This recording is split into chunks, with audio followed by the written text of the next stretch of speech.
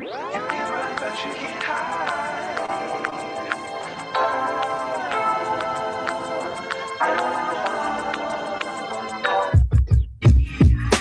Can't hide. You can run, but you can't hide. You can run, but you can't hide. Can't hide. You can run, but you can't hide. You can run, but you can't hide.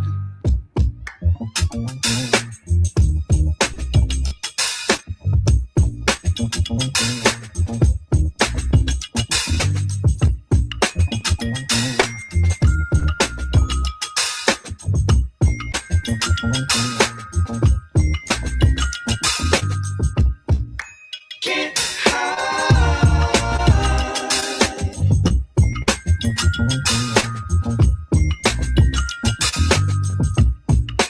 Can't hide.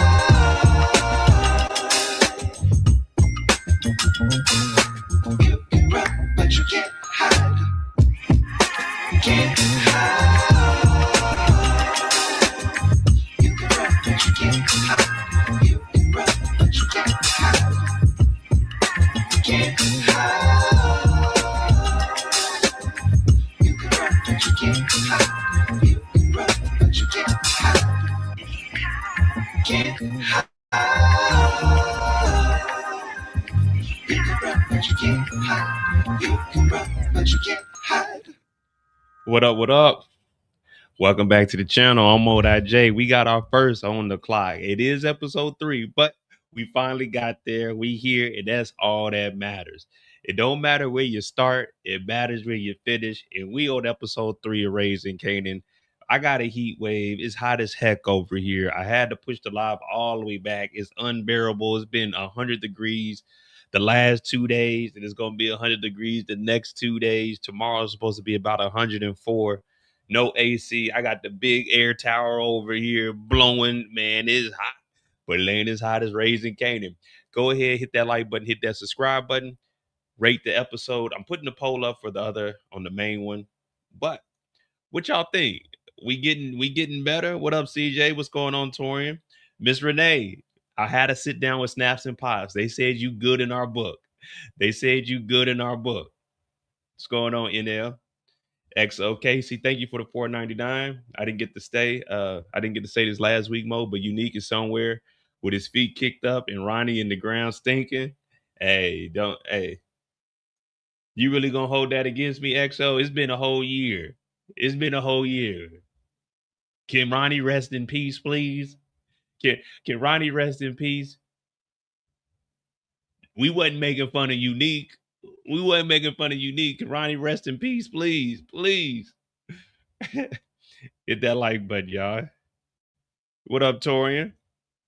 I'm gonna try to get back into the rhythm of this streaming thing. You know what I mean? It's been a while.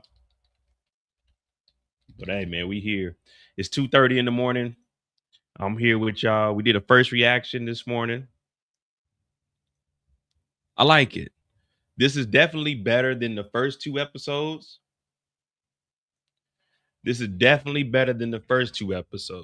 And now you see why, for me, I gave the first 2 episodes a 7 because I know what we're capable of. I gave this episode an 8. There's still more that we can do. But yeah, you know what I mean? The first 2 episodes couldn't be an 8 in my book because that means then this would have to be over the top to be over, you know what I mean? But nonetheless, Miss T, what's going on, man? Yeah, we're gonna be on here probably about 3 hours. You know what I mean? Right before the sun come up. But hit that like button, hit that subscribe button. Man. We straight killers, Joe.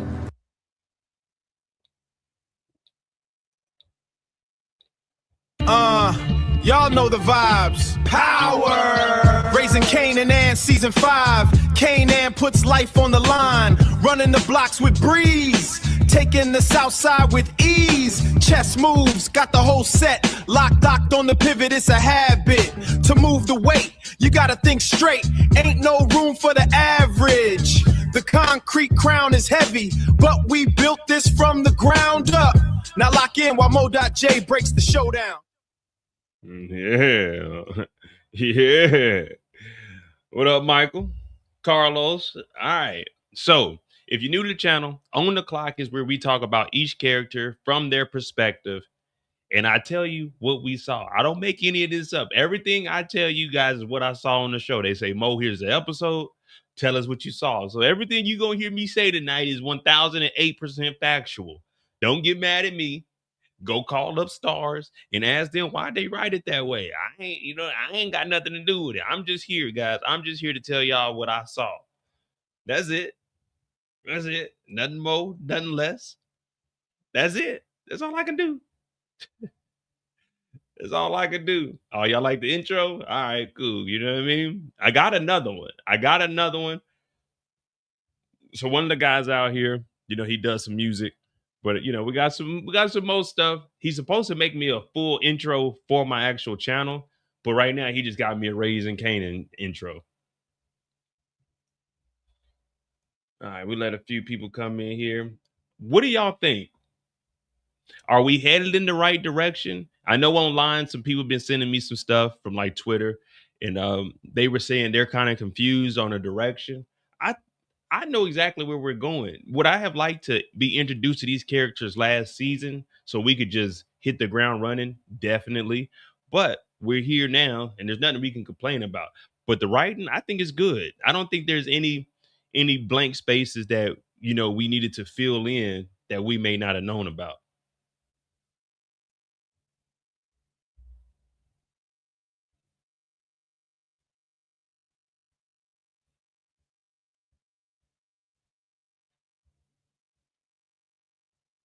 What y'all think about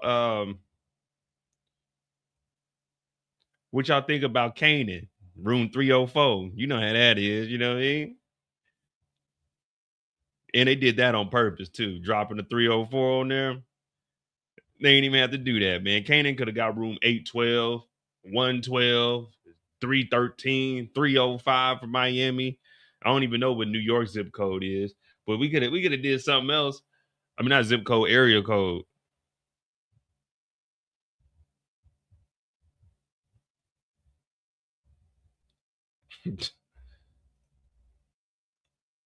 Stefano's still mad at Rock. He trying to stop everything she got going on. Pino don't care. He want that money. Flossie, she's over here with Marvin. I don't trust Flossie at all. There's no like, what do you need to talk to Marvin for one-on-one? Like why? What are we talking to Marvin for? Why do we need to have a Flossie and Marvin conversation? He already told you, Flossie. He don't consent. He don't pay. Girl, you need to leave my dog alone, man. The niggas at the barbershop, they starving. They need a little bit of money. Shit, they seen them hundreds. Them hundreds. They changed their mind up. Oh, Asia, it's been a while. We back though. To be honest, I haven't really been live streaming since probably about April. But other than that, we back. Well, next week I'm gonna be in Portugal. I keep telling y'all that. So I'm gonna try to do either a first reaction or on the clock. But by the time I get in on the clock, it might be 9-10 o'clock p.m. Eastern. But oh well. CJ said happy 50th birthday to Joseph Sikora.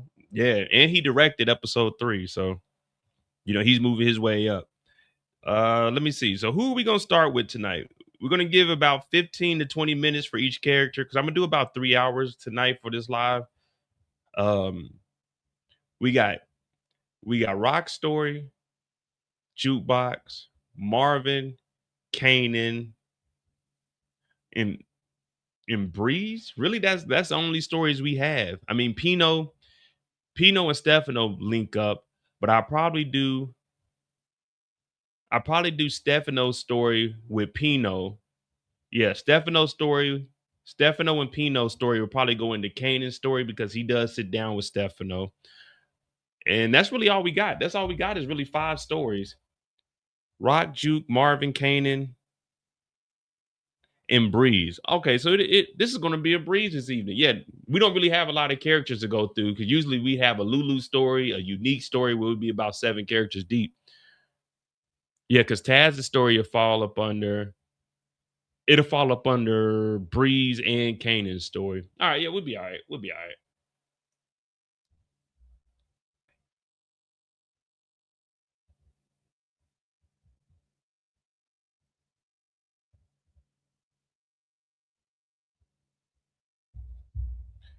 Oh man. I'm gonna give this episode a solid 8. That's what I'm gonna do. I'm gonna give it a solid 8. It's better than the first 2 episodes, but we haven't quite got there yet. We took over the blocks, then we got the blocks shot up.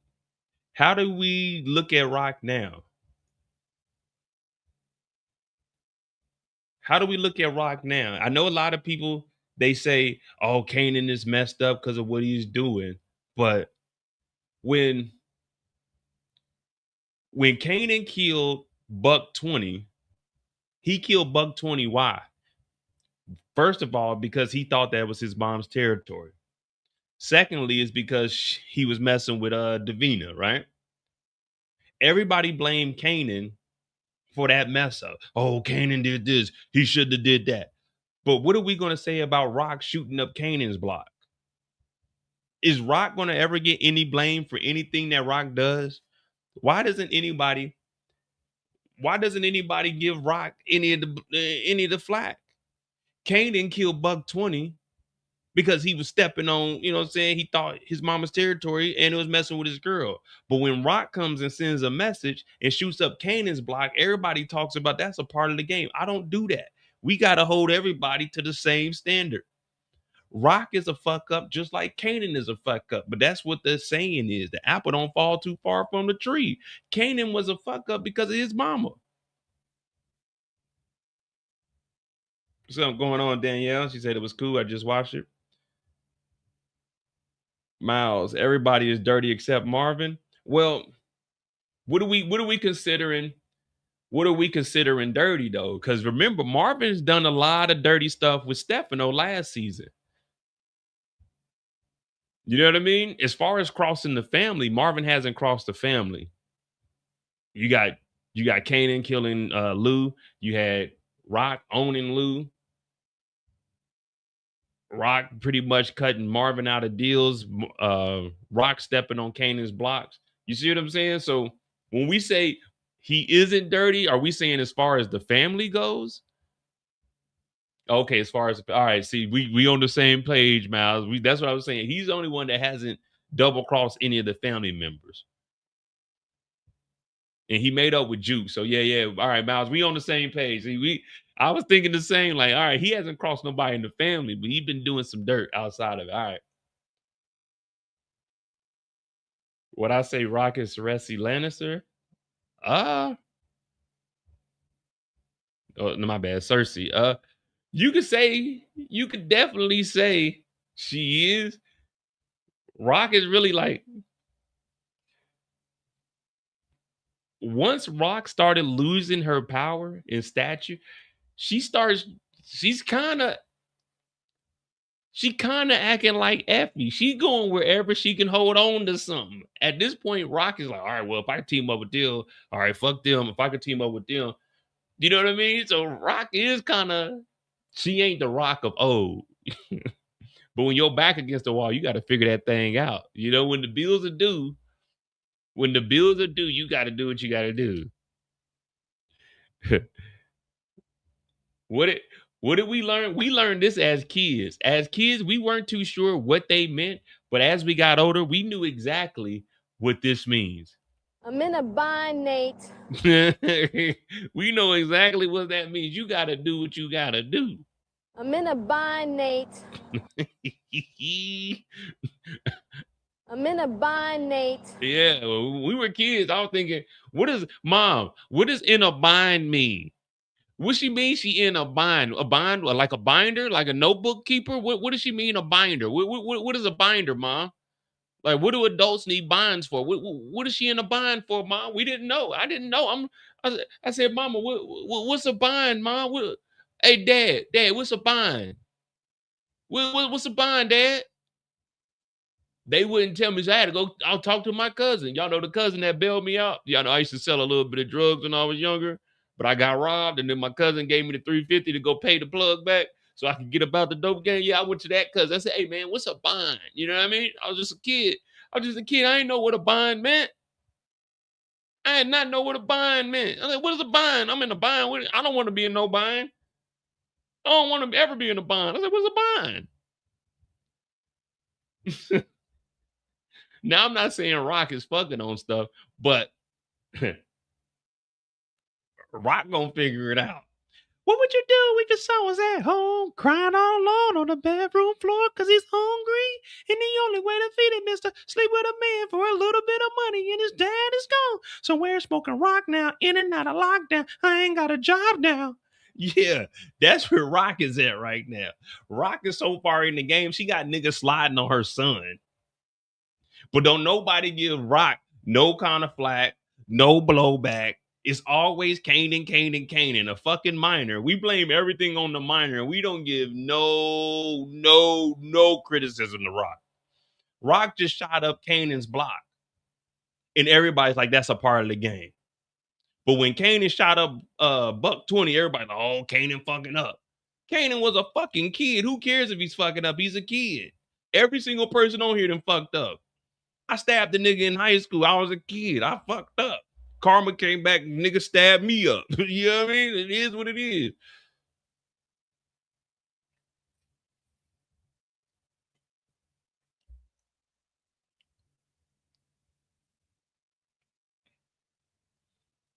Nah, Kanan ain't 18 yet. Kanan's still 17. Jukebox is 18. Kanan to be 18 probably going well at the end of the season. Yeah, Kanan ain't 18 yet. But I'm talking about when Kanan was a kid, when he shot up Buck 20. When he shot up Buck 20 is when we first seen Kanan. This is when Kanan was like 15 years old. You know what I mean? Like, it is what it is. But this is on the clock. So who we gonna talk about first tonight, man? All right, we got about 40 people in here. Okay. We getting in there. We getting in there. But yeah, we got to put some blame on Rock. I'm putting all the blame on Rock. I don't give a damn what y'all talking about. This is my channel. I'm putting the blame on Rock. If y'all don't want me to put the blame on Rock, go to your channel, invite me, and tell me we ain't putting no blame on it. But on my channel, we blaming Rock for everything Kanan does is because of Rock.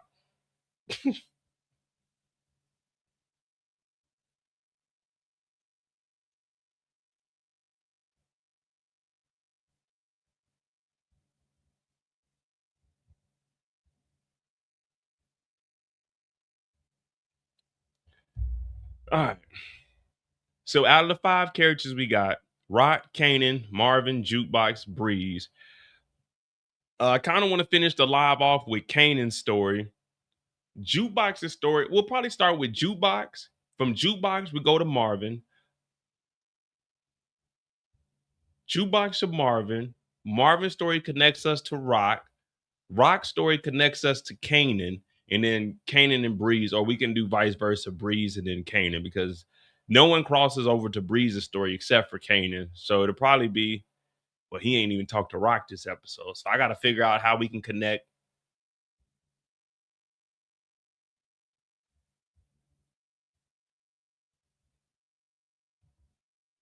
Marvin to Rock, Rock to Juke. Oh no, we can connect it through Kanan. So Rock to Marvin, Jukebox to Rock, Rock to Marvin, Marvin to Kanan, Kanan to Breeze. There we go. I feel like Kanan is 30. Well, y'all know we the only people online. We the only people online with the full timeline of the Power Universe. What up, RC? We the only people online that took 2 hours. Oh shit, hold on. That nigga Pookie in here with the 20 piece. What up, though? What's going on, Pookie? What's going on? Shout out to Pookie for the $20. Again, we the only people with the closest spreadsheet of all of the birthdays in the Power Universe. It took us 2 hours to put this together, but Kanan was born in 75, 1992. He's 16 years old. He ended up dying in 2018 at 43. So if this is 93, Kanan is only 17 years old. Jukebox is born in 74. 4. So Jukebox is 18. Kanan is 16, 17 at this point. Yeah. This is the official. Even Stars ain't got this spreadsheet. Yeah, we got everybody on here. We got when they were born, when they died, all the way up to 2023 at least. You know, I'm not doing an update to 25, 26. We just have to go off of this. But yeah, Kanan was born in 75. So right now he's still a minor. 16 years old in 92, which was in 2023. Season 3 and season 4 are the same year.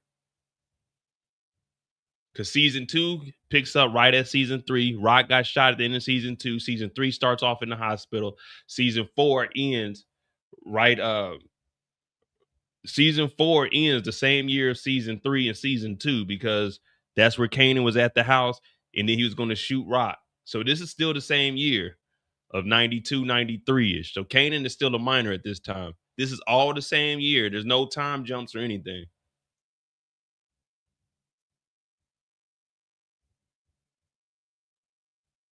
So yeah, there we go. All right. Yeah, when you really think about, all right, before we start, we're gonna start with Jukebox to Rock, Rock to Marvin, Marvin to Kanan, Kanan to Breeze. When you think about the life that Kanan has lived from the short 4 seasons we've seen him, this motherfucker's been through a lot. Kanan then, well, at that time we didn't have Breeze, so Breeze wasn't a person. When we made that spreadsheet in 23. So Breeze wasn't, we never seen Breeze on the show. So we couldn't put him on there because we didn't know about Breeze. You know what I mean? So I mean, I would have to do an update, but Breeze would probably be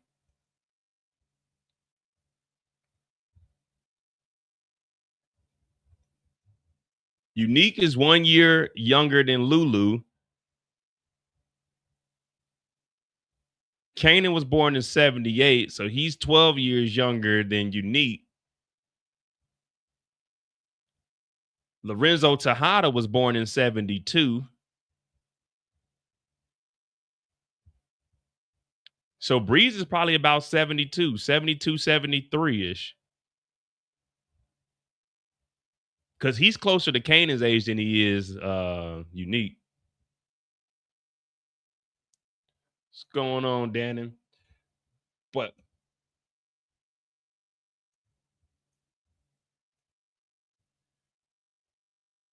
damn, I forgot what I was about to say, man. Oh, well, it don't matter. All right. So we're going to start with Jukebox's story. Jukebox, I like Juke, but what is she doing? You know what I mean? What is Juke doing? Juke really got us wondering, is Juke gonna snitch on somebody? You know, the way they got it set up is her talking to damn Garcia every week. Fuck it. We're gonna start with Jukebox, man. Hold on, give me a second. Jukebox will be our character 1. Juke. We'll start this at 25. Let me get some pictures of Juke loaded up for us.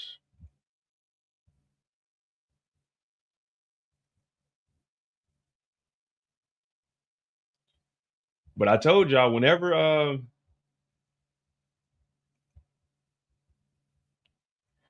whenever somebody's in some shit, what do? They go and get some They go and get some Juke been throwing them beers back too, man. Juke be in the bar with it.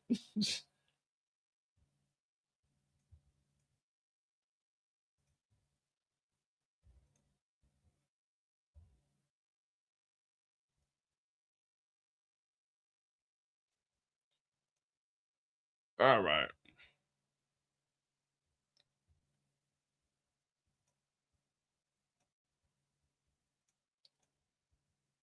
Jukebox. Now Juke ain't getting big. Nicola, Juke ain't getting big. That that that thing on the backside. That just an observation. I'm just saying. When I seen Hailey on Instagram and stuff, I'm like, all right, that ain't Jukebox no more. That ain't Juke. That ain't little Juke that we done grew up with right there. No. That's Boombox. That's no longer Jukebox. That's that. They got to put these baggy clothes on Jukebox. Because Jukebox is a woman. In real life, Jukebox is a woman. They put these baggy ass clothes on Jukebox so she can look like a, you know what I'm saying, like a teenage. You know what I mean? But Jukebox is a boombox in real life. Yeah.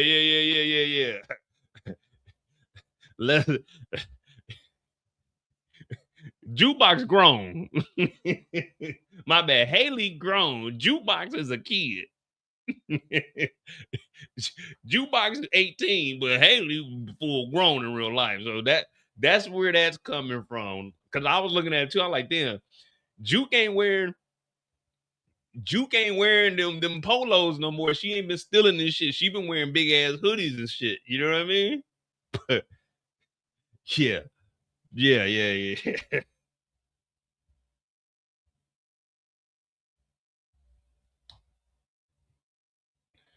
Oh, I don't know how old Juke is in real life. Hailey.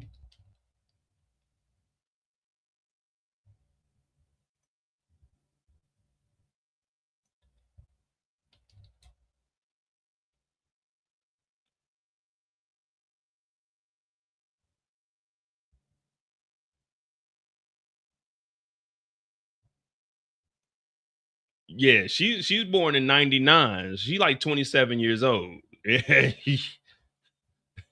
She ain't Jukebox. Let's just put it like that. All right. So we're gonna start off with Juke's story.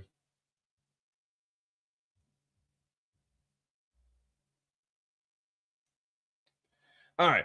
So Jukebox, we know she's been having a little dilemma with Detective Garcia.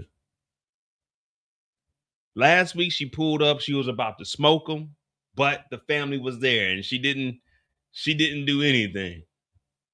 She didn't do anything because the family was out there. But she does pull up on Garcia. He's like, Juke, what the fuck are you doing here? Jukebox pulled up on the cops. I ain't never seen nobody pull up on the police. The last time we seen this, Kanan pulled up on his daddy. Kanan pulled up on his daddy, Malcolm Howard, R.I.P., bless his soul.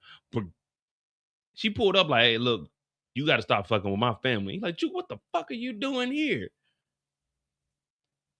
So Juke looking at him, he looking at the family house like, why is this nigga at my house? But Jukebox like, look, I see you struggling, but you got to stop fucking with my family. And he tells her straight up, if you think this is how I'm going to stop fucking with you, this is only making it worse. Now, the problem is he's struggling with them bills. Imagine him living in today's time. You know what I mean? If he's struggling right now in the 90s, you know for damn sure he'd be struggling right now in the good year of the Lord 2026. Now, if you look closely, the screen door, it ain't on the front door. So Jukebox is telling him, hey, man, you know, I got a proposition. You come and work for me. I give you a little bit of money and we could get your ass up out of here. He like, hell no. You know, we got pride. We got integrity. Integrity is doing the right thing when no one is watching. And right now he has integrity because he's part of the motherfucking NYPD. We don't do nothing dirty. We do it by the books. What's the regulation say? We don't take money from criminals. We don't negotiate with terrorists. She's like, well, I see you struggling. You know, holla at me. This could be beneficial for both of us. Now, if I'm a cop and you pulled up at my house, I'm sorry. I'm sorry, guys. I'm getting the bucking.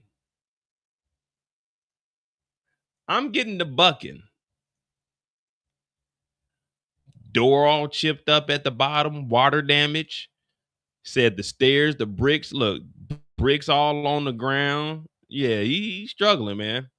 The bushes ain't trimmed. They need to get these hedges all put together. They hanging over. Yeah, it's tough. The shingles is falling off the side. The siding is terrible. Windows ain't got no insulation in it. Cold as hell. Rose bushes rising up through concrete. Yeah, this house terrible. But this is a typical house.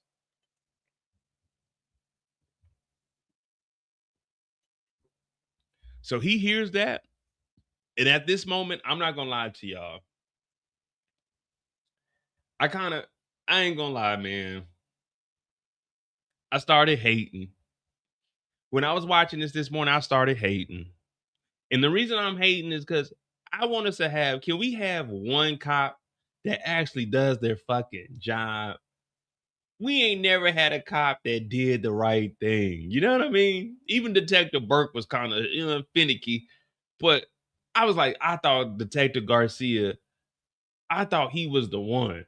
I thought he was going to be the savior to the Power Universe. He was in there. He's the one that has the documentation of Rock snitching on the mob. I don't give a damn what nobody say. Rock told on the mob and told the police that they killed Crown, that they came to the house, they shot Kenya. I don't care if you throwing the cops off the trail, you giving false information. You told on a criminal organization. And Detective Garcia was the one writing it down. So I was like, all right, Detective Garcia is going to be the one to crack this case. And we're going to be able to finally lock Rock's ass up. No. He has a price. Now, what I want everybody to do, 1992, what is your price? What is your price in 1992? I'm going to put my price in the chat real quick. This is my price. In 1992, this is my price. If you wanted to flip me from good cop to bad cop and help me out, that's my price right there. That's my price right there. If I was a cop and I needed to be looked out for in 1992, that's my price right there on the screen. You give me 50K in a duffel bag, nigga, you can move as much dope on the streets as you want. You can do as much robbing that you want to do. You could shit. What else you want to do? Robbing, stealing. You can't do no killing now. But robbing, stealing, dealing, willing. Shit, 50K in 1990. I'm taking that 50K. And look, the first thing I'm doing is when I'm gonna go talk to Jukebox. I'm gonna talk to Juke. All right, look, this is what we're gonna do, blah, blah, blah. But then I'm gonna go to work the next day and I'm gonna ask them, can you transfer me to Connecticut or like Delaware, Maine, Ohio? Is there any way you could put a transfer in me? I need to transfer expeditiously. And then I'm gonna transfer, and then I'm gonna go to Juke and be like, yeah, I need that 50K. I'm gonna get that 50K from Juke, and I'm gonna go pick the family up, and I'm on the road. I'm out of here. See, in my mind, I'm thinking if I'm gonna be dirty, I'm gonna be dirty all the way. If I'm gonna be dirty and take dirty money from dirty niggas, I'm gonna take I'm gonna take dirty money and do them niggas dirty. You know what I mean? Put the house up for sale and everything. Sell the house, transfer. That's it. Real quick, let's just see something. 1992, 2026, 50,000. How much is 50,000 in 2026? 119,000.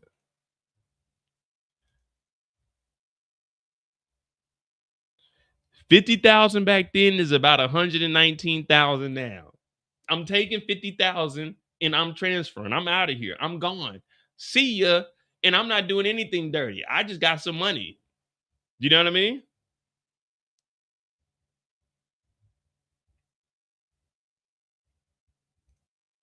So when they look at it like, wait a minute, you accepted money from her? Yeah, she gave me money.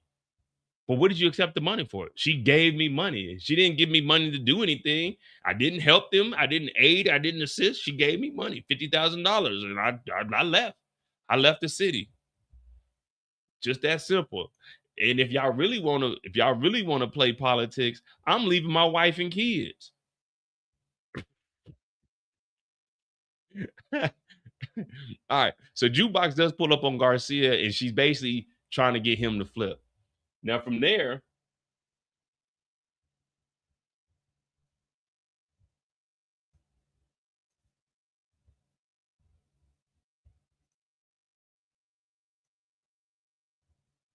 Jukebox meets up with Kanan. And the reason they meet up is, they brother and sister. So it's like, well, we gotta see what's going on with each other. Now, both of them.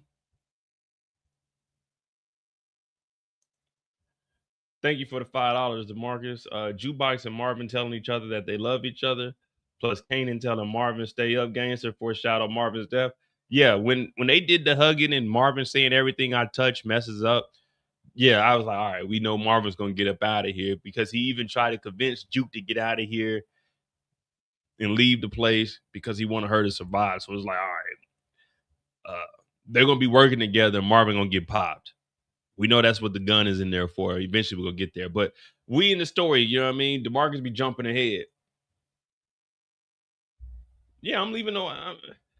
Listen, I gotta lead the wife and kids, but we'll talk about that when we get to the money situation. But Jukebox, they show up to the diner. Now, this is the infamous diner. Remember, they drove by shooting, pop, pop, pop. They sitting in here. We used to have family dinners in here. This is our favorite diner, our favorite meeting spot. And she's talking to Kanan, trying to get a feel of what was going on that night. Kanan's talking about, you know how my mom is. She says she's always cleaning up my shit. My mother don't really know what's going on, Juke.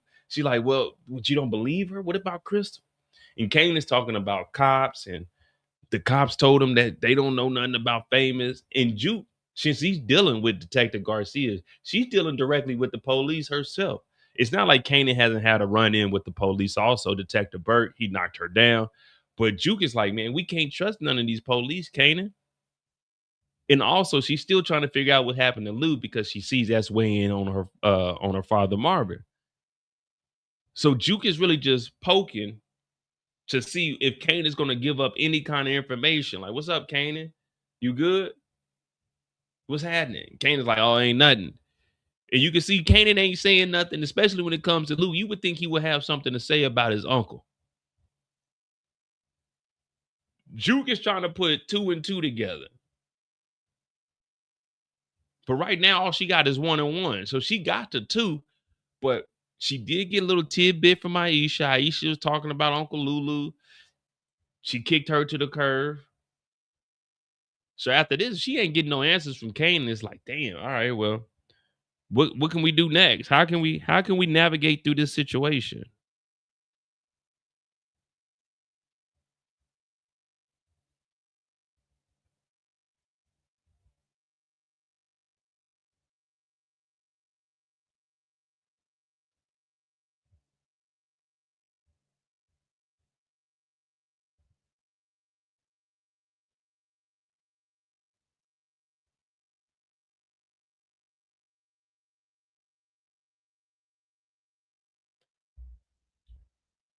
Yeah, at this point, Juke kind of knows Kanan has some kind of information, because she was like, you were going to Rock's house that night, and you talking about it wasn't nothing. Lou was going over there, and Lou is gone. Now, remember, Detective Garcia told Aisha's family that Lulu died at Rock's house. How the hell would he know that information? I mean, for him, he's obviously like, you know what I mean? Like, damn, this is probably what happened, because Lulu popped up out there and it didn't look like anything happened there.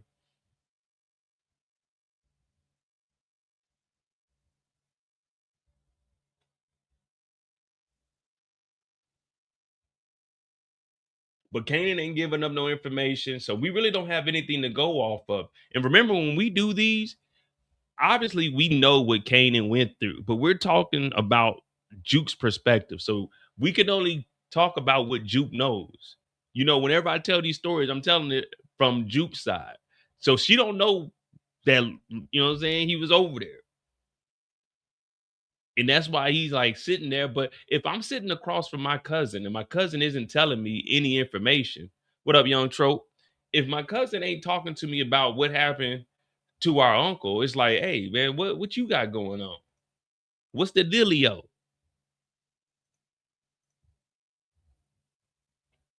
So Kanan gives us nothing except for him and Rock are done. So she's like, all right, well, shit. Him and Rock are done. I guess we'll leave it at that, I guess.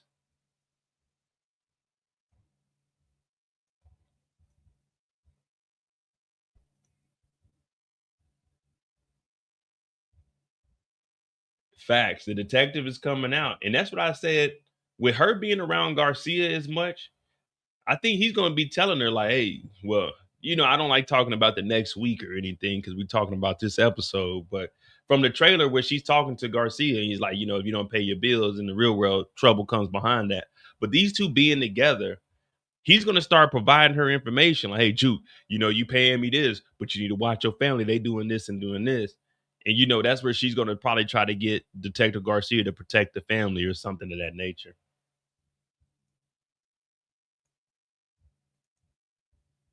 But like any real nigga, when times get hard and you ain't got nothing going on, where the ladies at? Where the ladies at? Juke head down to the bar. You know what I mean? Where the ladies at? Whenever you going through something, you had a rough day at work, where the ladies at? All you niggas that are married, we ain't talking to y'all. We talking to all the bachelors. We talking to all the bachelorettes. You know what I'm saying? When you had a long week, 5 days, you like, fuck that. Sometimes you even go out on Thursday night, thirsty Thursday, because that nigga be thirsty, nigga parched. Jukebox didn't fuck with the police. She didn't went to fuck with her cousin. Now she trying to on something. She go to the bar with it. Go to the bar. Jukebox. If we pay attention to Juke a sniper. Juke in the corner. Ladies in there dancing and shit. Juke in the corner. When you come in here, you make a lap. You make your lap around. You looking like, okay, I see. I'm gonna holler at her. Let me give me a drink. You know what I'm saying? Get a little bit of confidence. Juke looking like, all right. You got to do this. You got to size up the competition. Now, back in my heyday, I didn't believe in any competition. I'm like, oh, she talking to that nigga? No, I'm funnier than that nigga. So I'm definitely going to go try and holler at her. Okay, I seen her turn him down.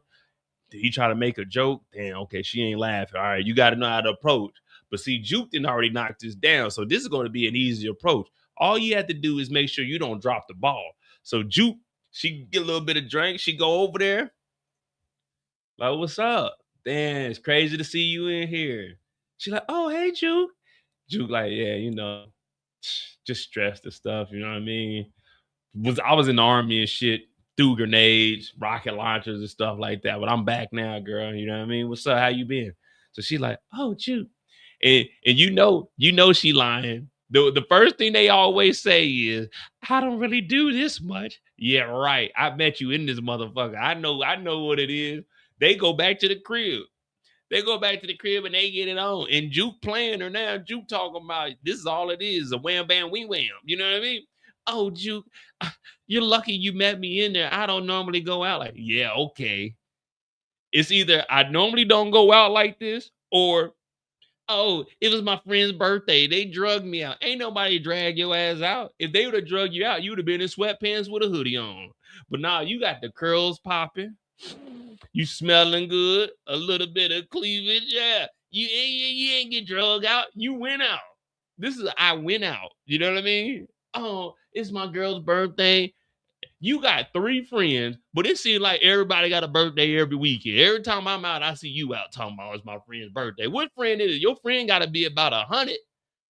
God damn, it's a birthday every week. Y'all in a different nigga section. Well, over here, there ain't no section. It's just at a bar. But she talking about, Juke, I catch feelings fast, girl. Juke like, I don't give a fuck about that.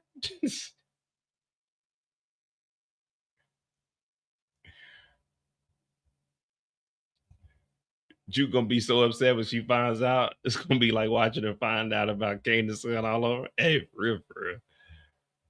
Hey, Juke did a lot in her lifetime too. Juke went to college. Well, Juke wasn't a college student. Nah, Juke was living with old girl. Remember, Juke went AWOL. Well, no, Juke did go to school. Juke went to school. Juke went to the army, then went AWOL, was staying on the college campus in Georgia, and then came back up damn, Juke has done a lot too. And then she become a police officer. Shit. And then she was a bartender. God damn. Then she was hustling with fucking the police. Juke has done a lot. By the age of 18, Juke done had 14 jobs. Juke was also a booster. Juke was in a girl. She was in a girl group. God damn. Juke was a background singer for Famous. She was in a girl group, a bartender. She was in the army. She was a booster, a bartender. God. A college student in the army. Damn. Juke is the ultimate hustler. We talk about Unique being a hustler, Rock being a hustler. Jukebox did all this by the age of 18. The only thing Kanan did was go to school. Kanan went to high school. Jukebox went to high school, graduated, joined the army, kicked out the army, bartender, was in a girl group, went on a mini tour, had a solo song. Like, God damn. She getting girls, a crooked cop. God damn, Juke, a murderer. A finesser. Jukebox resume is probably the most intensive resume we've seen in the Power universe. I don't think we've seen anybody with more jobs and more shit going on than Juke. Juke got a lot of motion.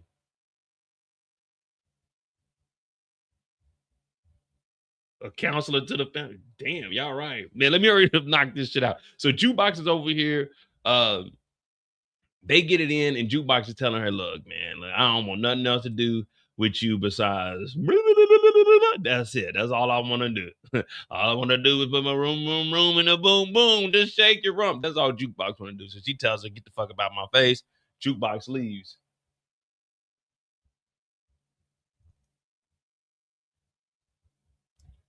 Well, when she leaves, Detective Garcia is waiting outside for her ass. Waiting outside, and he tells her straight up, if we do this, Juke, here's my price. Now I said 50,000. 50,000 is let's just say $120,000 in today's currency. So I say 50,000. Some people say 30. We could just do the middle. I'm just gonna keep it at 50. I was gonna say we'll do the middle for 40, but we'll just keep it at 50, an even number, so we can always just joke around with that. But he tells Jukebox, look, if we do this, there ain't no going back. Because once he accepts this money, this bribe, it's over with. He's a dirty cop, dirty police. He's one of them. I didn't want him to be, but he's one of them. And Jukebox, if you don't give me that money, I'ma kill you.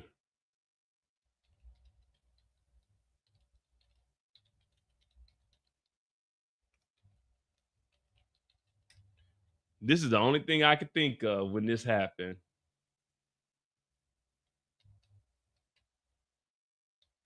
Y'all know what scene I'm thinking about?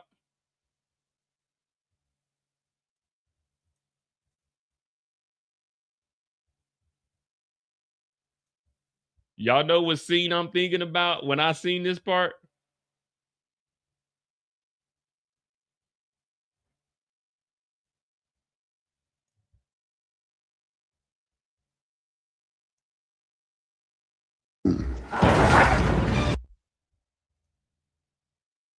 Cactus butt? But we gotta finish the job.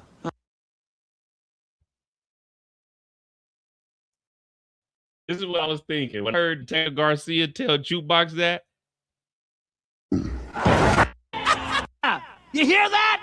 If you ever come back, We'll kill you. Kill ya! This is what I was thinking. When Detective Garcia, when Garcia told Jukebox, if you don't give me my money, I'm going to kill you. This is what I was thinking about, man. I was cracking up. This is exactly what I was thinking about when he told Jukebox.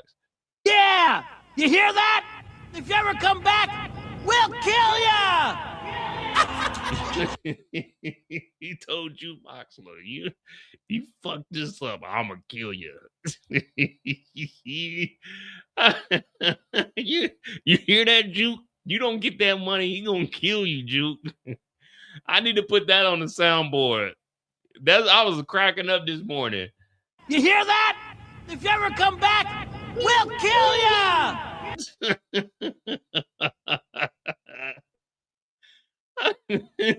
That's all I was thinking about this morning when he told Jukebox, I'm gonna kill you. You don't give me that money, Juke, I'm gonna kill you. That's all like, damn, that's what the hyena told Simba.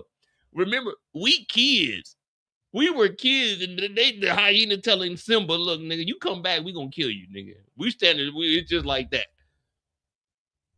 Oh man, you ever come back, we'll kill ya. So now Jukebox got to get this money.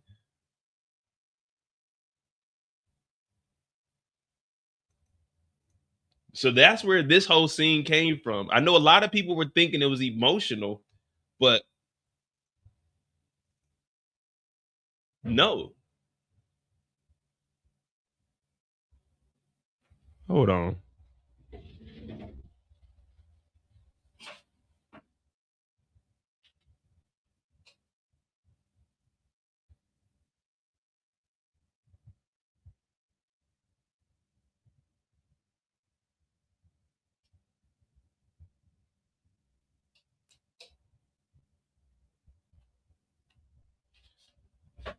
It sounds like somebody tried to kick my door down. But everybody was talking about, oh, this scene is so emotional. I didn't look at this scene as emotional. I looked at this scene as Jukebox needed to find a way to get to Marvin so she could start working and making money. People were saying, how is Jukebox going to get that money? Juke, the only reason she did this with Marvin, I love you, Dad. I want to be with you. We need to protect each other. He's like, nah, I want you to leave. Jukebox knows she's got to make this money to give to Detective Garcia. He just told her he's going to kill her if she don't get this money. So that's what she was doing. She was playing on Uncle Marvin's emotions so she could get him to let her work because she has to generate some money. She ain't boosting no more. She ain't in the army no more. That check come on the 1st and 15th. It ain't much, but you get to eat for free. You got a place to stay for free. Yeah, you got free health care. The military is a cheat code. You know, I get to live this, I won't say lavish, this wonderful life because I make about $50,000 a year for the rest of my life tax free on top of anything else I make. Salute to the military. But Jukebox was talking to my, God damn, what are they slamming? Is that next door?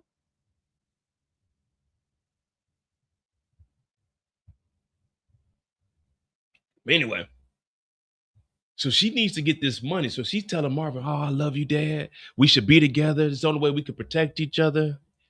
And she knows she's the one weakness that Marvin has. Now, he don't want her to work there. Marvin even tells her, you need to leave. Now, the same thing that happened with Unique, with Pernessa telling him we need to leave, this is probably what's going to eventually push Jukebox away. Let's say if Marvin dies, that's going to be the point that Jukebox is like, yeah, I really need to get the hell up out the city. You know what I mean?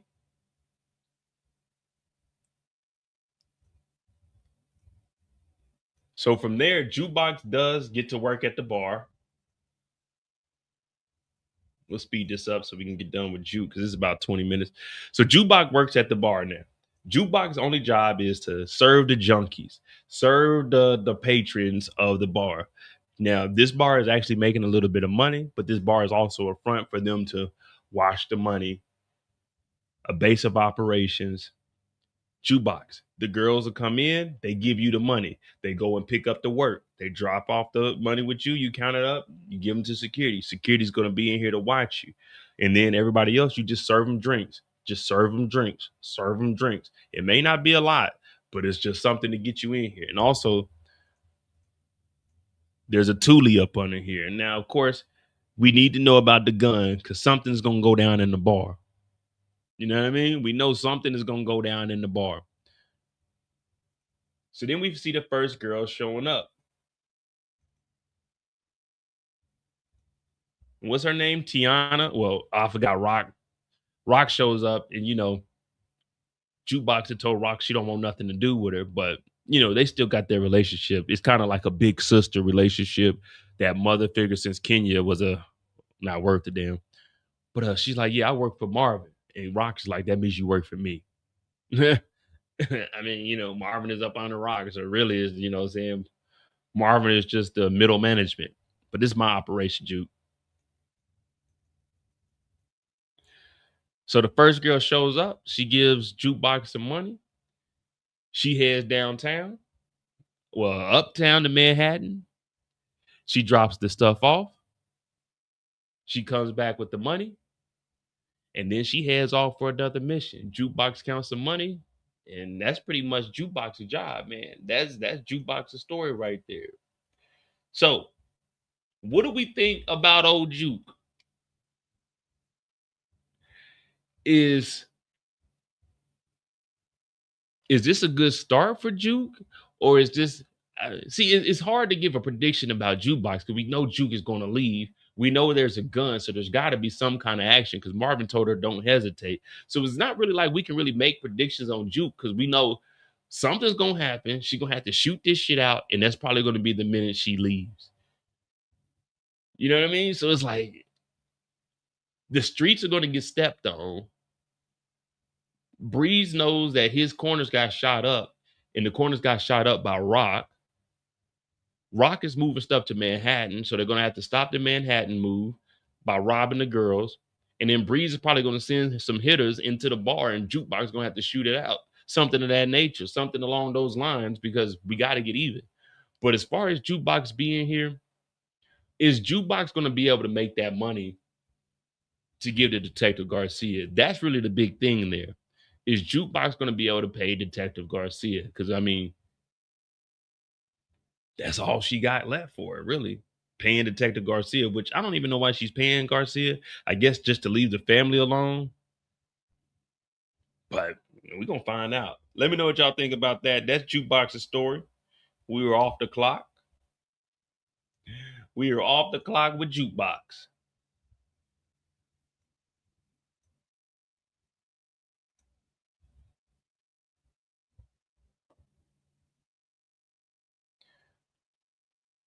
Now, when we get to Rock's story, we do have to do some calculations. Garcia's number, I'm saying, we gotta breathe. We might as well put that down anyway.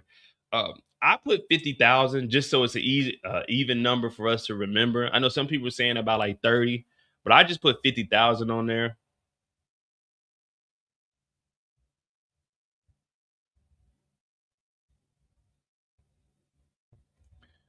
Season 5, what we got? Unique's crew. Breeze. Kanan's corner. Rock's crew. They got one from what I've seen. The other dude was moving. And then Theories, Detective Garcia.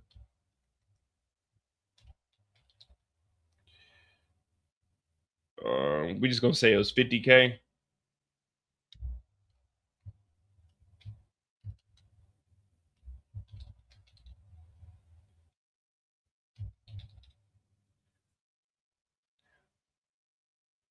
These two are pretty much right. We had Lou took the bullet for Rock, Pardison leaving the city with Unique. Yeah. And then we just waiting on Breeze to turn on Pops, snap some Pops, and go independent. And we got Detective Garcia at $50,000. We're at what, 3 episodes? 1, 2, 3, 4, 5. We got 5 bodies, 3 episodes. We're a little behind, but it's definitely gonna pick up though.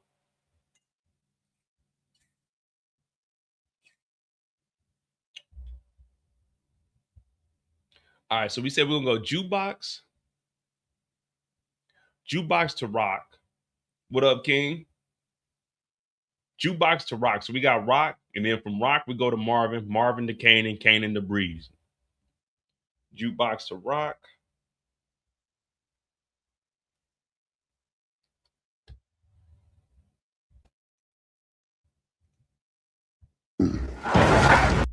To kill him. Yeah! You hear that? If you ever come back, we'll kill ya!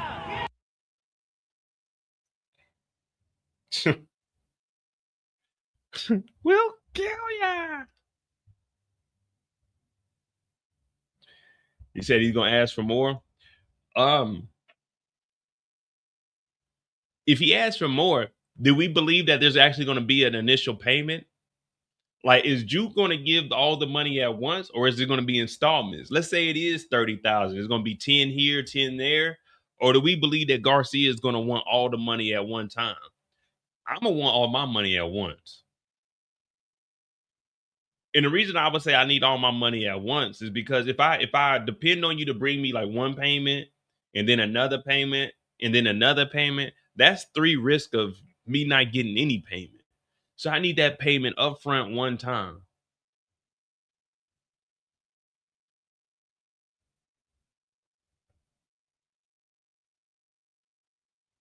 You know what I mean? Like it's not like we at a bank or something where I can, I can contact, you got direct deposit. We can take it out your direct deposit when it hit.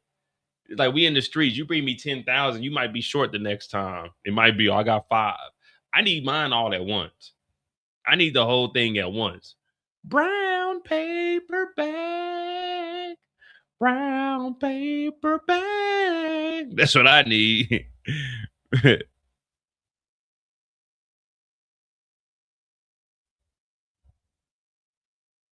As soon as I got my check, I was gone. Saying Juke would need more favors. I wonder how much they actually giving Juke at the bar. It can't be much. Maybe $100, $200, and that's just Marvin. That's gonna be Marvin paying out of pocket. That's gonna be Marvin. Let's just say Jukebox makes $200 a night, and Marvin's probably gonna give her like 100 off the top. So she'll probably get like $300, maybe $500. He might be giving his daughter like 200. So let's just say Jukebox makes $500 a night. Like what would be a reasonable amount of money that they pay Jukebox? I'm thinking maybe like $500 a night. But we got to remember now, Juke can't skim off the top. Like whatever they're selling, remember the security guard is the one. Like whatever they're selling, the security, he's the one that's actually giving the dope. So there's no way Juke can skim off the top because they're setting the price. However much it's going to be, he's putting that much in the bags. So it's not like I'm going to, if I take the dope to you, all right, let's say I get the dope from Rock. Rock gives me the dope. Now, she's telling me I got to sell it to you for $5,000. That's what the price is, $5,000. But when I get to you, I tell you 6,000 and I take 1,000 off the top. You see what I'm saying? So Juke can't skim off the top because the price is already set, and that's how much they're going to be sending. You know what I mean? So there's no way she can really skim off the top because it's a set price. Now, if Jukebox was delivering it on her own, it's $100, and I'm charging you 120. I'm taking that 20 off the top. You see what I'm saying? No one's gonna know about that extra 20 because I'm gonna bring back the 100. So Jukebox is just counting the money to make sure that that money aligns with the quantity that was sent out. You know what I mean? So there's really not gonna, unless she's taking money from the bar, like when they come and get drinks, because I know for sure they're not doing inventory on the liquor. You know what I mean? A bottle of Hennessy, what? 50, 49.99. Let's just say $50, but you can break that bottle down to about 130, 150, all because you're just doing shots out of it. So yeah, you can make a profit about 65, 70% off the bottle. But I don't think Juke can skim off the top of the product coming in and out because that's set. Like remember the product is put in an envelope and it's zipped up. So that set price is what the girls got to go and bring it back. And they can't skim off the top because they don't get paid till they bring it back. And if the money ain't right, if Juke is skimming off the top, then the girls ain't going, you know what I mean? It's going to screw everything over. So I don't think Juke can skim off the top. And plus, I don't think she would fuck her dad over. You know what I mean? That would be screwing Marvin over. So I don't think Juke would skim off the top. Not on the family business.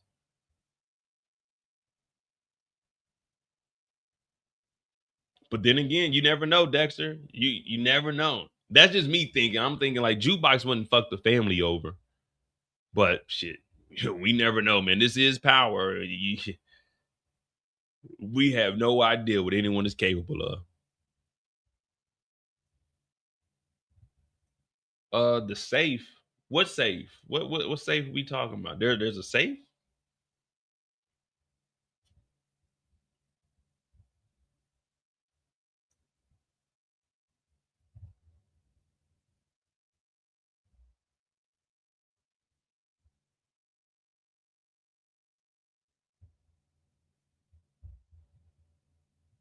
All right, so we got Rock Story now. We'll go into Rock Story.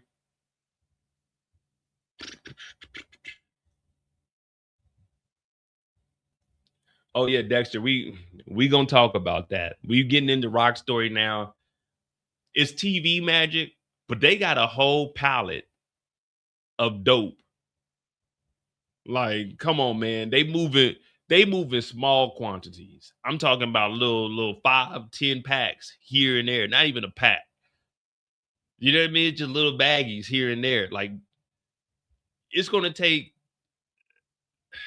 We'll get to it, but yeah. I was talking about that this morning. I was like, wait a minute, we got a whole palette and we're just moving it with 4 or 5 girls. Gonna be tough, but it's TV time. All right, so we got Rock Story. Hit that like button, hit that subscribe button. I'm Modi J. This is On the Clock. We just talked about Jukebox Story, about to talk about Rock. From Rock Story, we'll go to Marvin Story. From Marvin Story, we'll go to Kanan. From Kanan, we'll go to Breeze's story. We got to link everybody together. It's got to make sense. It's On the Clock. We talk 20 to 30 minutes about each character storyline. And we got Rock, Kel, Thomas on deck.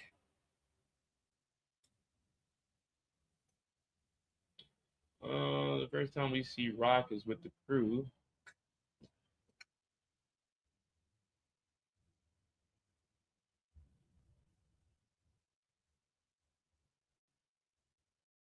Got more envelopes in the post office. Well, you know, the thing is, like, when you go to the post office, you can pick up the priority envelopes. All of that's free. It only costs once you ship it. So yeah, you can just go in there and pick up a whole thing, and people think, oh, they must have a business or something. And then you can just put stuff in there and seal it up. But as long as you don't never ship it off, you know, it just ain't gonna cost you. But let's get to Rock's story.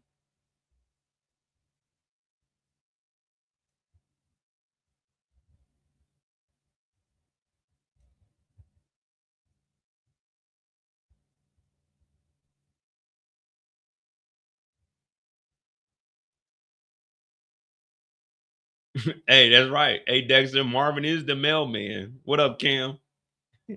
What up, Cam?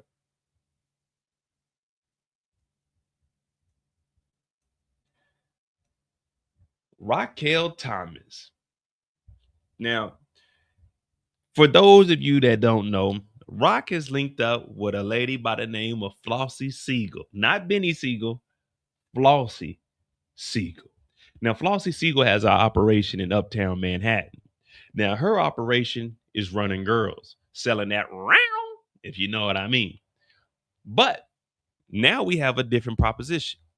This business is working with one Raquel Thomas, and the clientele that we have, you're not going to be selling round, you're going to be selling that blow. You're going to be selling that.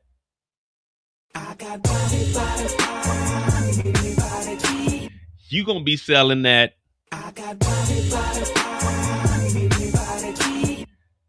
So this business is going to be a little bit different than what these ladies are used to. Usually it's going over there, having a little fun, a little entertainment, a little lingerie, what they call it, a little bit of lingering, you know what I mean? A little bit of lingering.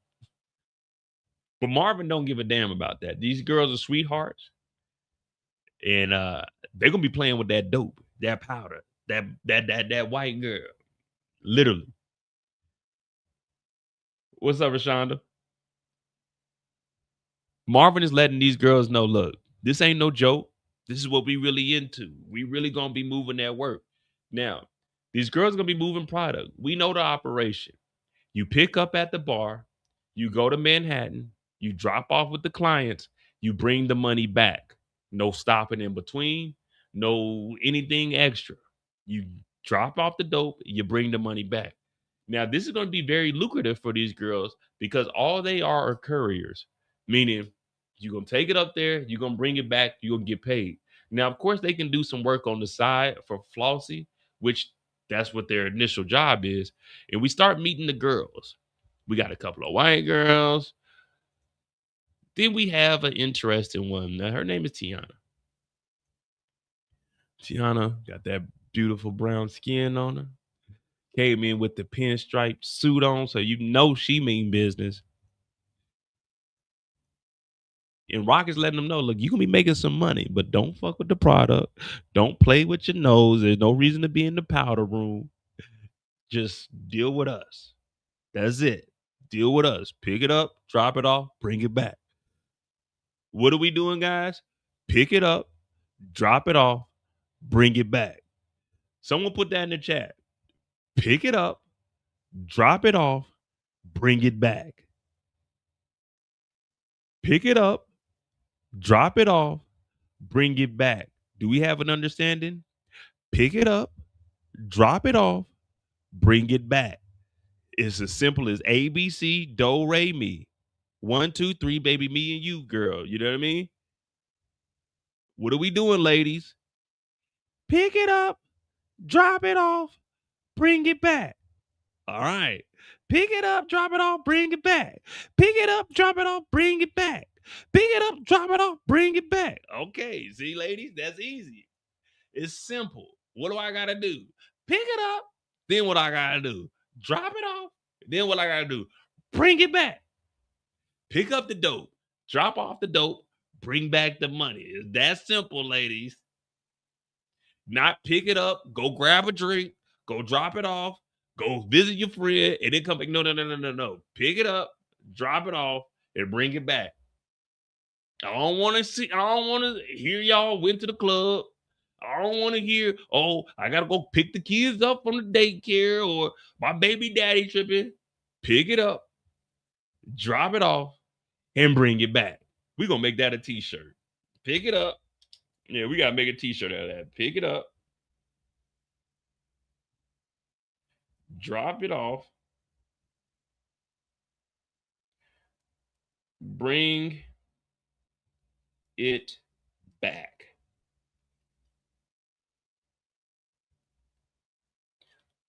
Yeah, we're going to have that shirt ready for next weekend. Well, we might have it ready for the bar. Pick it up, drop it off, bring it back. But so now we got the girls. We told them exactly what we need done for them. And Rock is like, look, all right, I'm going to holler at y'all, but I got to talk to this realtor. So when I heard talking to a realtor, I was thinking, one, that's not who she was talking about going to meet with. I thought she was lying and she was going to go meet up with somebody else. And then two, I thought she was trying to sell the house. Nah, but Rock goes and meets up with the realtor, and that's because they're trying to get from up under.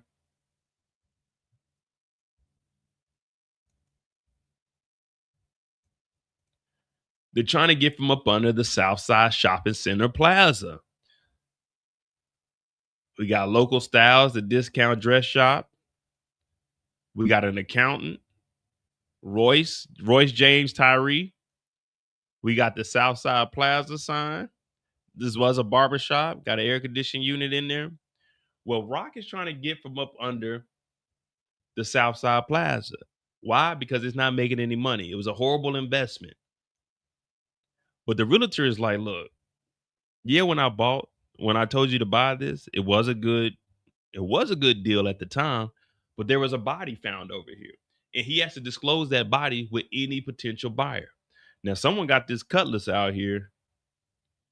This thing ran down. But it's still a cutlass nonetheless. You can use some parts, but the seats probably tow up too. What does Rock got on? All right, Rock looking good.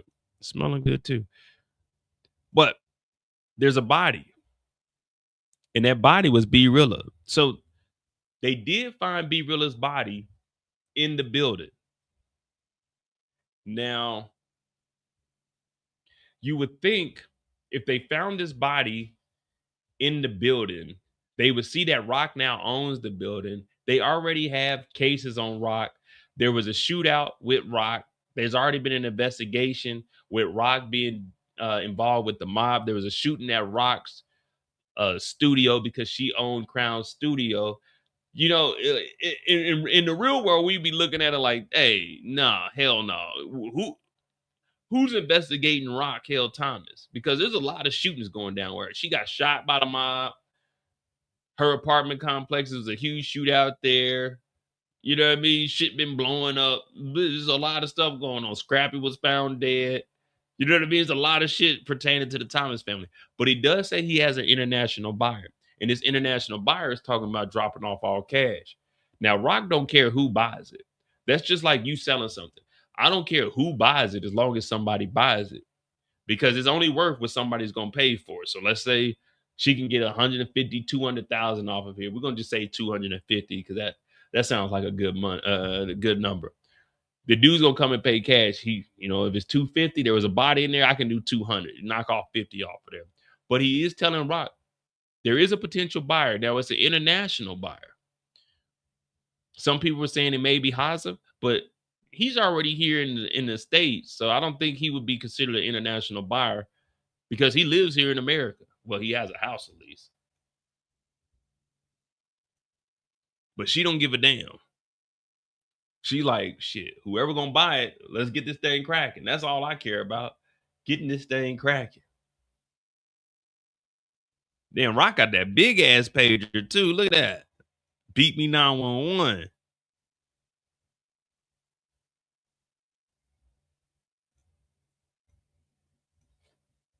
Would you guys, if you were an investor, would you buy this plaza knowing that somebody died in here? Because, I mean, technically, what you could do is just board up that building and not use it, but still open up the rest.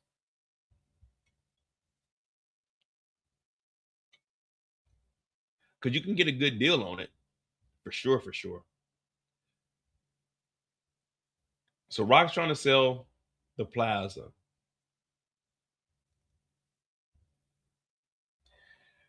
Rock and Marvin then meet up. And while they're at the house, Rock got PTSD. She got some flashbacks. She's like, oh shit, what the hell? What the helly? She sees the wall where Lou got shot.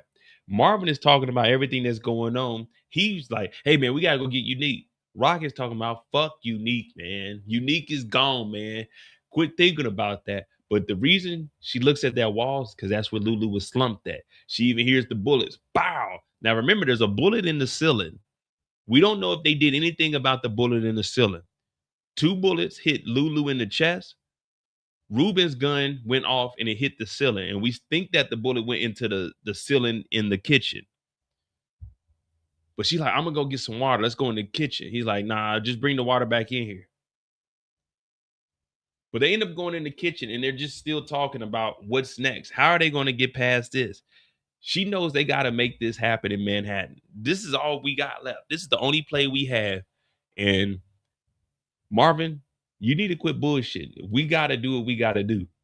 Marvin's like, all right, well, okay, we got the girls, but what about Unique? The hell with Unique? He's gone. He's gone. We got to move on. Fuck him. Now, when we get to Marvin's story, I know his perspective is, you used to be fucking that nigga. I know you're not covering him over our brother, but that's a story that we'll get to in about 20 to 30 minutes. Do you think that it's good for Rock to continue to stay in this house knowing that Lou got popped? I mean, obviously it's going to be tough for her to sell because she doesn't have any financial records of her working. So if she starts selling, they're going to start asking again. It's going to be the same process of trying to buy a new place. You know what I mean?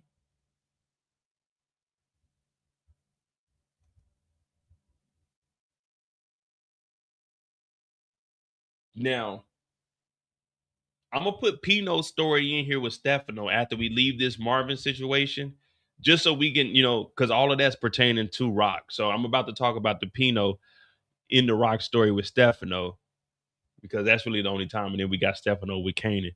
But Rock, in her mind, she has this all mapped out where they could be successful, where they could make some money. She gets from up under the plaza. And if she gets from up under the plaza, this is what I'm thinking.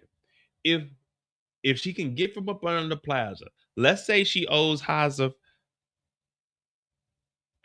that pallet is, let's say the pallet is $200,000.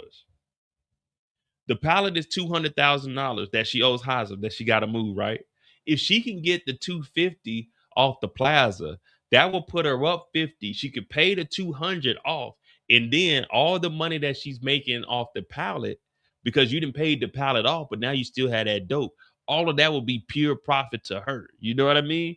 So if she can get from up under some of her debt, which is the same thing Floyd Mayweather should be doing right now, get up off of some of your properties and some of your cars and pay off that $7.3 million tax lien that you got. You can get from up under that, and then you be in the clear. Everything else would be a profit. But that's just, these are street niggas. These are not business savvy motherfuckers. But it looks like Rock does have a plan. Get from up under the plaza. She can put all that money up to go and give straight to Haza. Hey, I met the deadline. This is what you needed for that. And now when she's moving that dope, all of that money is just profit for her. You know what I mean? Instead of her working. But you just got to get from up under some of your debt. And well, the plaza isn't a debt, it's an asset. The only problem is it's not liquid. So just like Elon's a trillionaire, but he's not a trillionaire. He can't go access $1 trillion. He could probably get like maybe 100 million throughout his accounts, but everything else is tied up in stocks and everything like that. But there's an opportunity to get from up under this. We just got to sell the plaza. What's up, Kendall? How was that dinner? So we'll talk about Stefano and Pino real quick.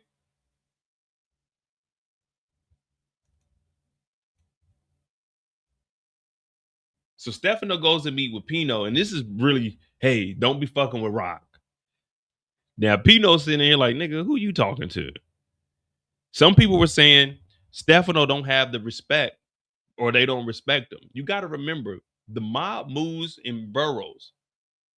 So Manhattan isn't Stefano's borough. So of course there's not going to be any respect. Like, hey, this is my borough. I got Manhattan. You got all of Queens. We don't come and do business in Queens. You don't come to Pino's territory in Manhattan. This is my shit up here. So when people are like, Stefano doesn't have the clout or anything, it's not that he doesn't have the clout. This just isn't his territory. You see what I'm saying? It's just not his territory.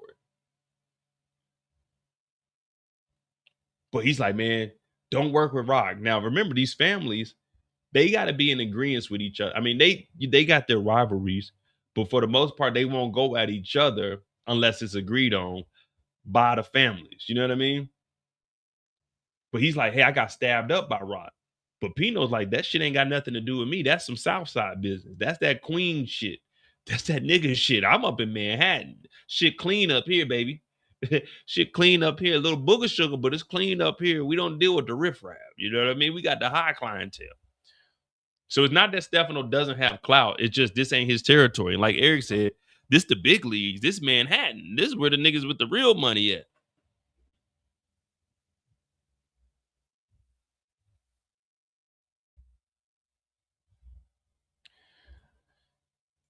And Pino makes it be known, like, I'm working with Rock, man. What I got going on, hey, you don't worry about what we got going on.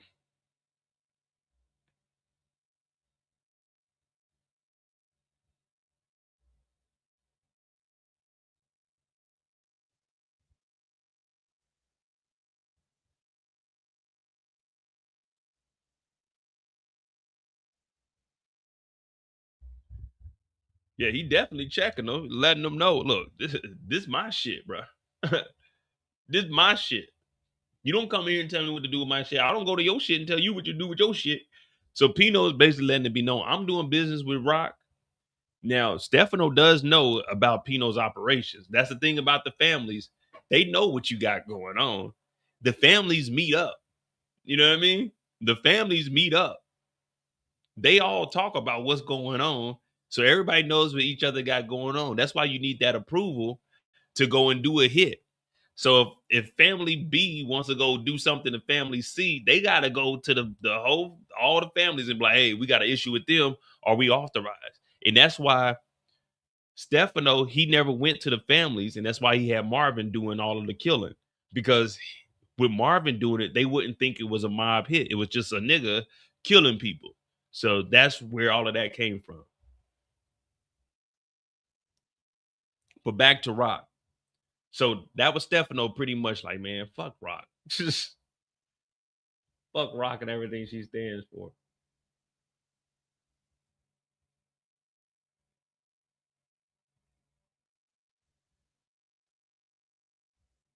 Now we don't see Rock again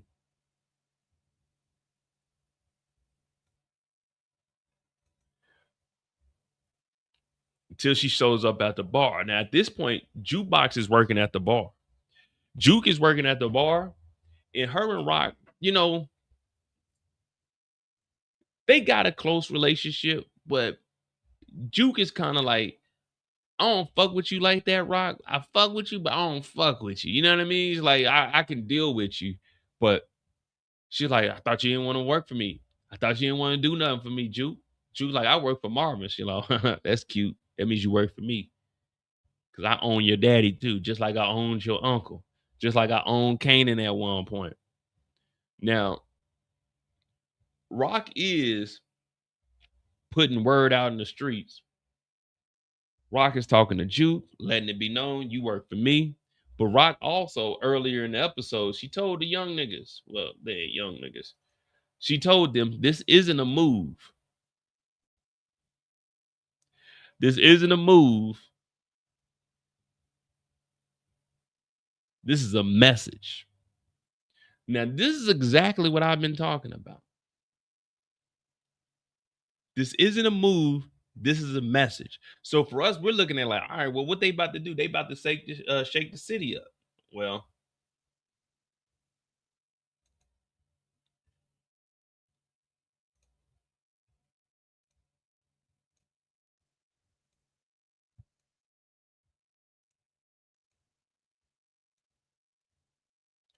the move is Kanan now has the blocks.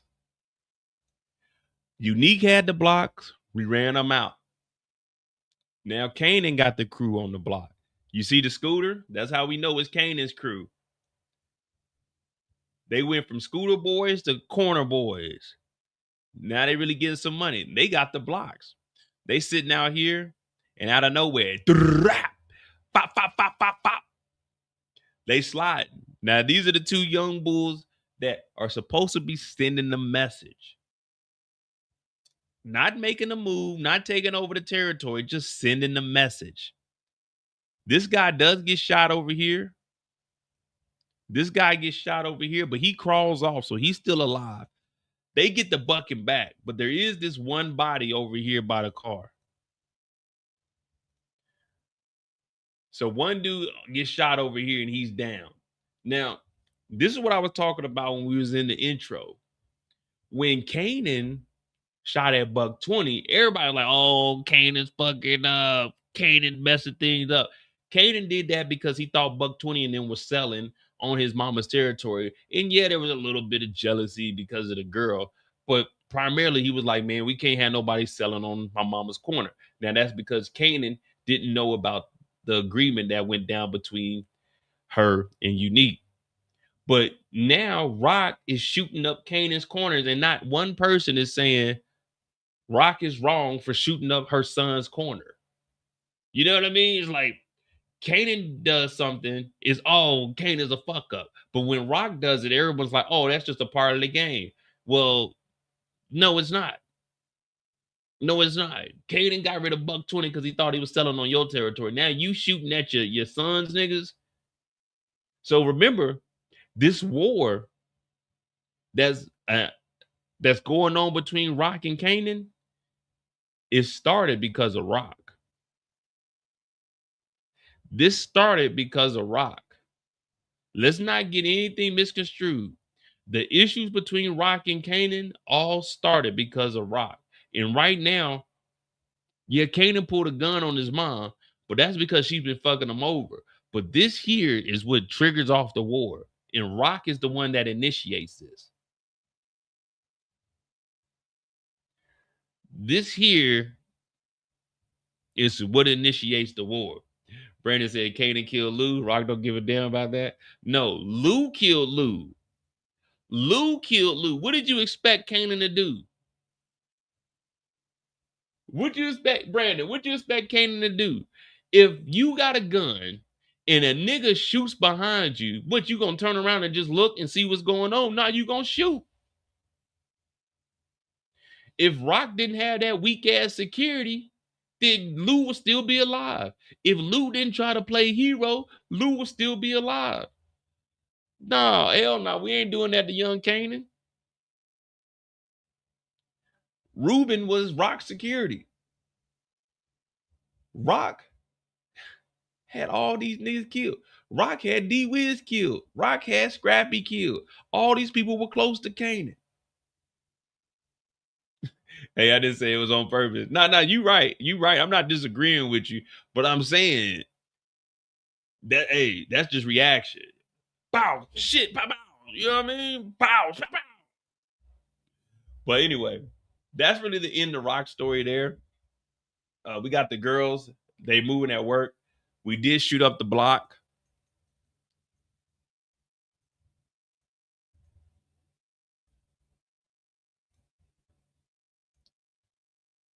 So that there is Rock's story. What we looking at, Rock? What we looking at, Rock, y'all?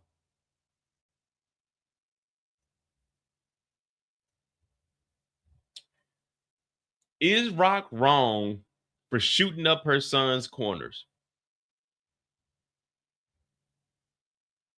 Will we say that Rock is wrong for shooting up the corners? Let me know what you think. We off the clock. That is Raquel Thomas' story.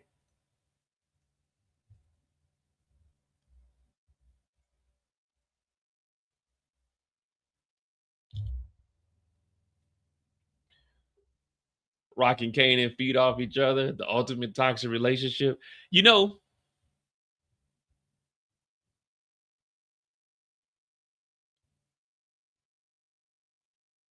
I was gonna say, who could we compare them to? But even what's the young dude's name? Kane and Monet, they weren't even this bad. Kane and Monet had a disagreement, but they weren't this bad with each other.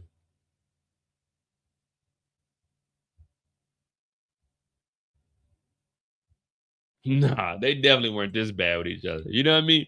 Monet used to fuck Kane over, but Monet wasn't.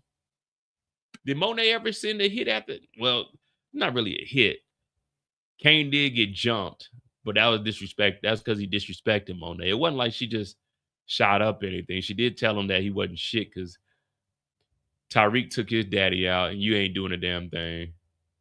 But nah, Monet and Kane, they wasn't as bad as Rock and Kanan. This season here is where we're gonna see these two just fucking do whatever, bro. It's gonna be endless. You know what I mean?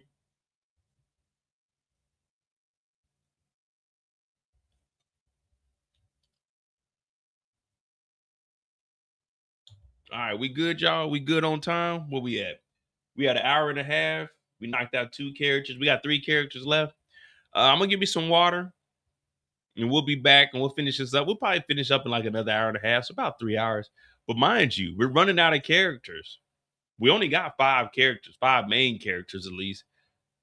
Rock, Juke, Kanan, Marvin, and now Breeze with Unique Lulu out the picture. Stefano don't really have a major part.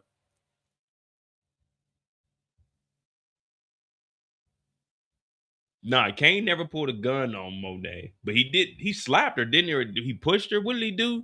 What did he do for them to make them jump Kane?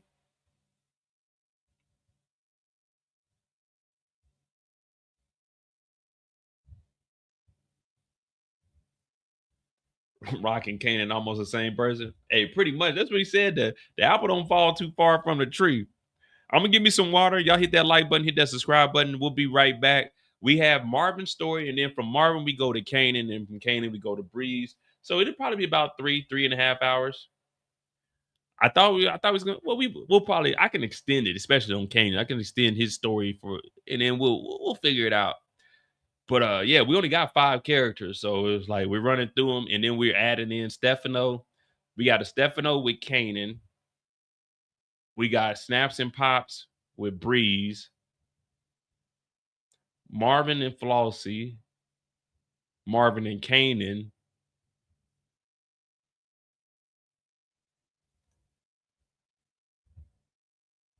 Well, Kanan isn't necessarily, when we get to Kanan's story, We're gonna break down what Kanan is actually doing. Now, is he paying for Cat?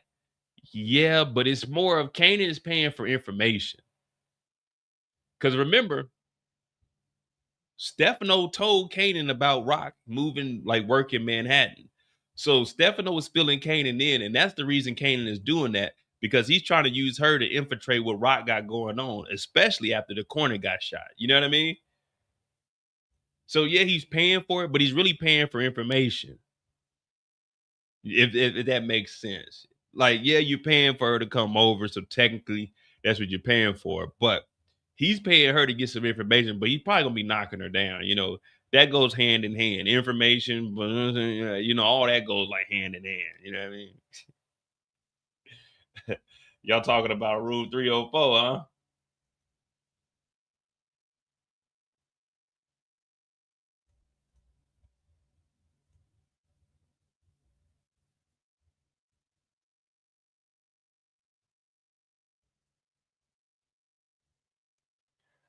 Y'all talking about that room? Yeah, the next episode, if you look at the trailer, you see it's you look at the trailer, there's a robbery, and it looks like Kanan is talking to her, asking her to do something for him. So I know some people keep trying to say Tiana is Jarita, but I don't. This is just a girl that works. But I'll be right back. I'm gonna re up on this water. We're gonna go ahead and knock this out. Yeah, I mean, if I'm paying for information, I'm paying, you know, you know how it go. Hell, if you go like it don't matter what you do, man. That's why you got to take. That's why you got to just take walks in the park. If you want to consider yourself not paying, you got to take walks in the park. If you go out to eat dinner and you pay for that dinner, that means you paying for around. You know what I mean? If you got to drive to get to the location, that means you paying for it. You got to go pay for gas. Gas ain't free. Yeah, gas ain't free. You took an Uber there because you don't want to drink and drive. That Uber wasn't free unless you got a coupon. Unless you got a coupon.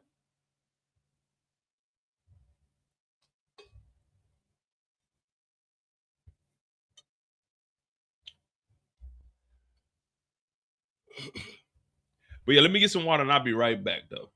Y'all hit that like button, hit that subscribe button.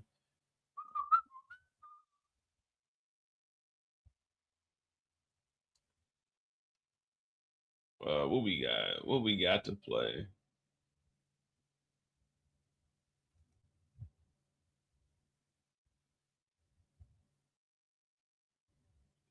All right, yeah, I got one. I got one. All right, I'll be right back. Give me a second. A little intermission, guys.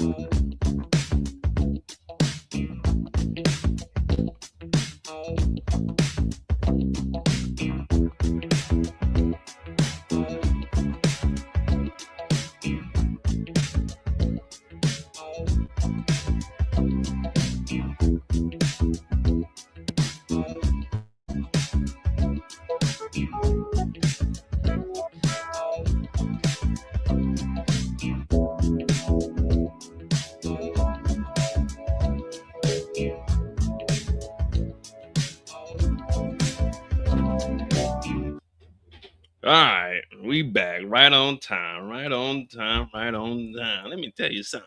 Let me tell you something that you don't know. As soon as I got my check, I was gone. We straight killers, yo. All right. There needs to be a time jump after snaps and pop stars.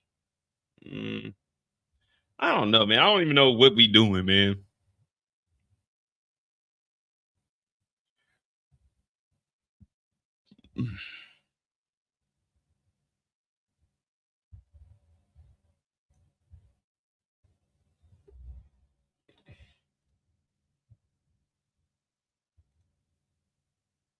Yeah! You hear that? If you ever come back, we'll kill ya!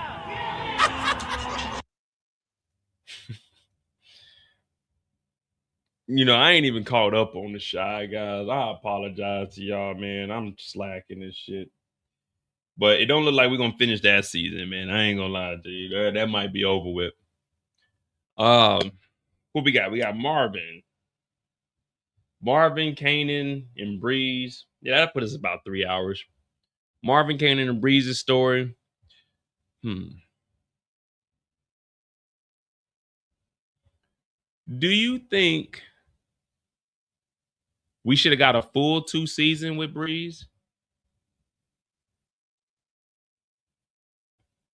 Would you guys have wanted to see 2 seasons of Breeze? Because we got rid of Unique. Episode 2. So we got Breeze the duration of this season. Maybe we got introduced to Breeze a little earlier last season.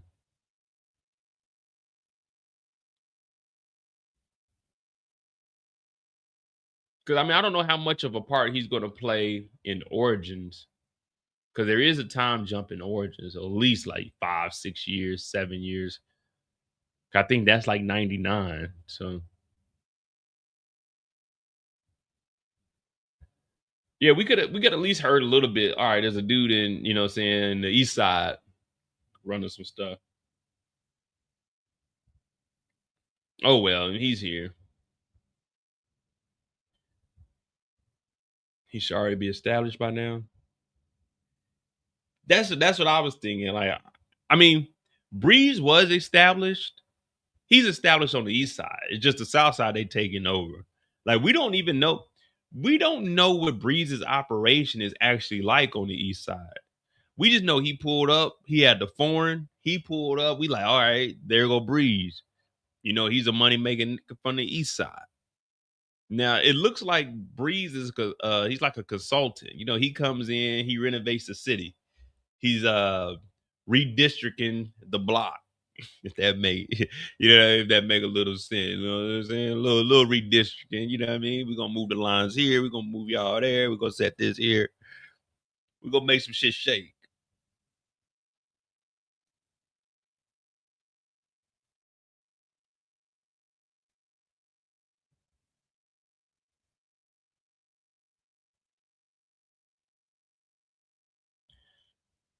We don't know what Taz messed up to get passed over.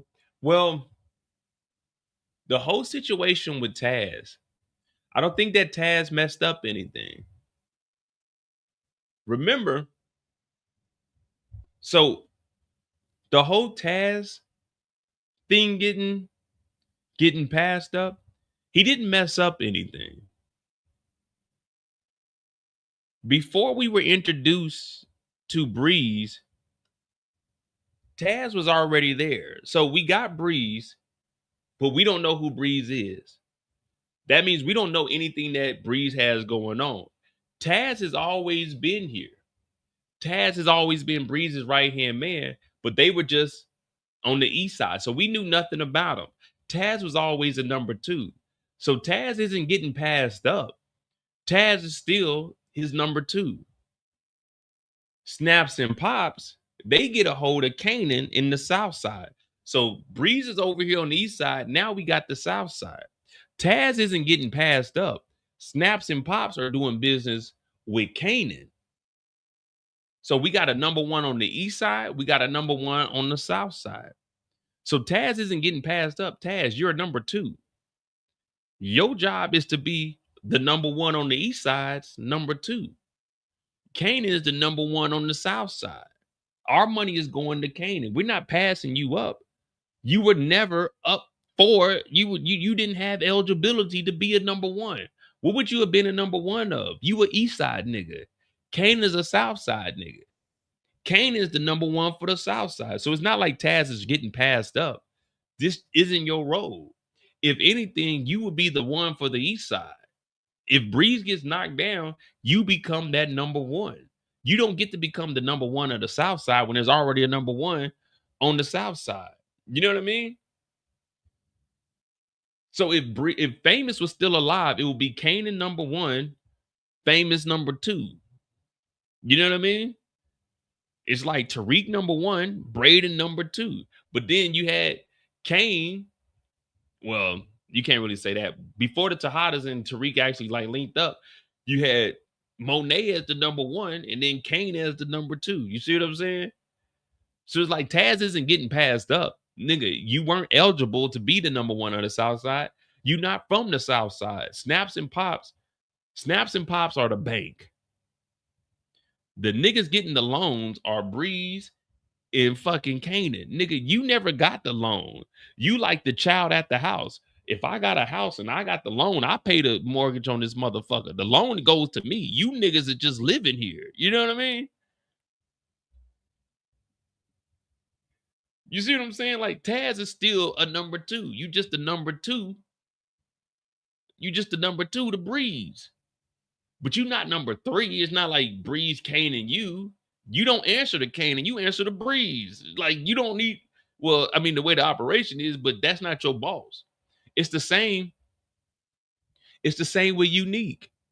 So when Unique came in, it was gonna be 3 niggas up under the bank. Snaps and Pops of the bank. The 3 niggas that get the loan, Unique, Breeze, Kanan. Arkbar was Unique's number 2. Arkbar didn't get to become the number 1 over Kanan because that's not his territory. Your territory is up under Unique as the number 2. You see what I'm saying? Arkbar didn't look at it like, hey, you partnering up with Breeze and Kanan, I'm getting passed over. No, nigga, my role is my number. I'm number 2 to Unique. You see what I'm saying? It's like, all right, the number 1's across, and then we got the number 2's across. And then up under there, everyone has their organization. It's just like this. Pino's number 1. Stefano's number 1. Phil Russo was number 1. Then you had their underbosses. But all 3 of them were the number 1s. You're not getting passed over. Nigga, this is the structure. This is the hierarchy. You work for this nigga, you were the number 2. You don't work for Kanan. You can't be the number 1 for Kanan's crew because you're not in Kanan's crew, nigga. You see what I'm saying? But that's where we get the niggas don't play their roles. You got to play your role. If I'm the number 2 for Breeze, I'm the number 2. I'm gonna be the best number 2 for Breeze. If I'm the number 2 for Kanan, I'm gonna be the best number 2 for Kanan. I know I can't get that 1 spot. I wasn't selected to be the number 1. Snaps and Pops picked a nephew to be number 1 on the east side, and he put his crew together, which will be Taz and all the other niggas. But Taz, you should be honored that this nigga picked you as his number 2 because everyone else is up under you. So just play your role. You had Rock was the number 1.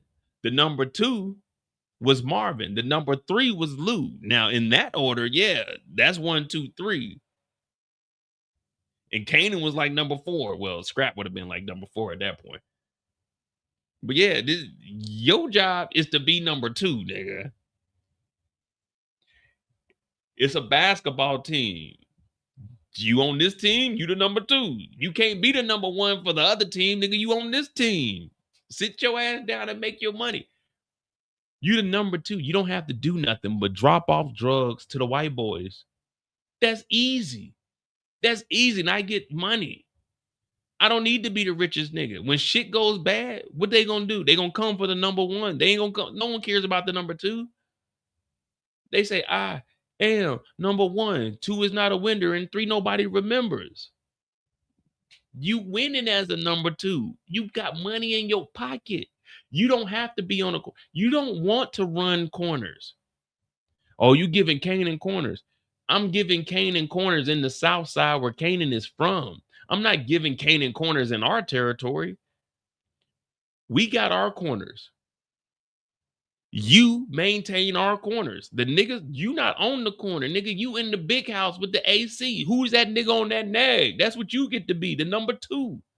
You in the building with the AC. These niggas is on the corner. These niggas is getting shot at. You dropping pills off the white boys. You got it made. This is easy. This easy money. I just got to drop the boxes off to the white boys. That's it. I'm keeping this job. I don't want to be on the corner. We seen 2 sets of niggas on the corner in one episode, and both of them got knocked down. You don't want to be the corner boy. The corner boy, he got to work. And the thing about the corner boy is, nigga, it's more corner boys. That nigga, what you doing today? I ain't doing nothing. Go get on the corner, nigga. Boom, he got killed. Goddamn. Hey, man, you heard corner boy number 7 got killed? Yeah, you want to make some money? Corner boy number 8. You don't want to be the corner boy. You just want to be the nigga drop off the boxes of the pills, bring the money back, and chill. What's up? What you need, Breeze? All right, bet I got you. What did Akbar do? Akbar was chilling. Akbar didn't care about being number 2. Number 2 is cool. You still respect it. Everybody fuck with you. They know they can come to you. They gotta come to you. What did Frank Lucas say? All right, from here on out, niggas don't come and talk to me. Don't talk to me no more. Talk to number 2. So you really got all the power. You running shit on a day-to-day basis. Number 1 gotta go talk to Snaps and Pops. When the work ain't coming back and the bank is asking where their money is, they not going to number 2. They going to number 1. All you got to do is slap some niggas up. Hey, y'all get that shit together, nigga. But then once the big meeting comes, number 1 gonna do all the talking. All you got to do is sit there and just, yeah, nigga, you hear the boss. You want to be that number 2. You don't want to be that 1. There's a lot of pressure that come with that number 1. You got to step on shit as that number 1. You got to go face to face with Unique as that number 1. You got to go and talk to Stefano as that one on. You know what I'm saying? You that number 1. You got to go talk to Snaps and Pops and tell them why the money ain't here. You got to go talk to Stefano and tell him why the blocks ain't being ran the way they supposed to. That number 1 come with a lot of responsibility. That number 2, you chilling. That number 2, you just getting orders from the number 1. Like, what's up? Okay, cool. Yeah, I get that. But that number 1, you got to go meet with all the big wigs. And the big wigs ain't playing around with your ass. The big wigs is knocking niggas off. The number 1 ain't going to be like that with the number 2. He's trusting you to run the day-to-day operations. You see what I'm saying? That number 2 is the spot you want to be at. It ain't that. I mean, you got a lot of responsibility because you got everybody up under you and they got to come and talk directly to you. And then you got to try to solve it at the lowest level before it gets to the number 1. But the number 1 is dealing with the big wigs. The number 1 is dealing with the connects, the plugs, the banks. You don't want to deal with them because any fuck ups will screw you over. And luckily for you, your number 1 is the nephew to Snaps and Pops. He's the nephew to the bank. That means there's a little bit of protection there.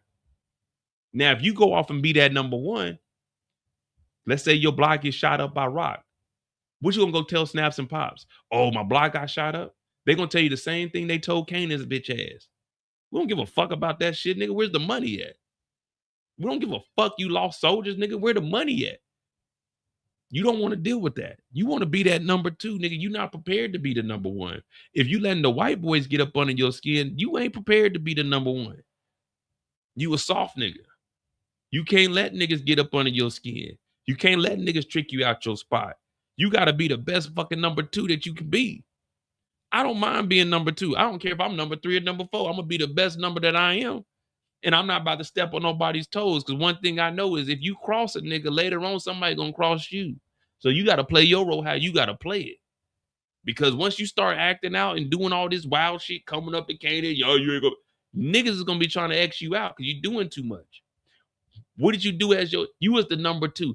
How can we trust you as a number 1 when you was a number 2 talking to Unique about some fucking meetings that we had with your number 1?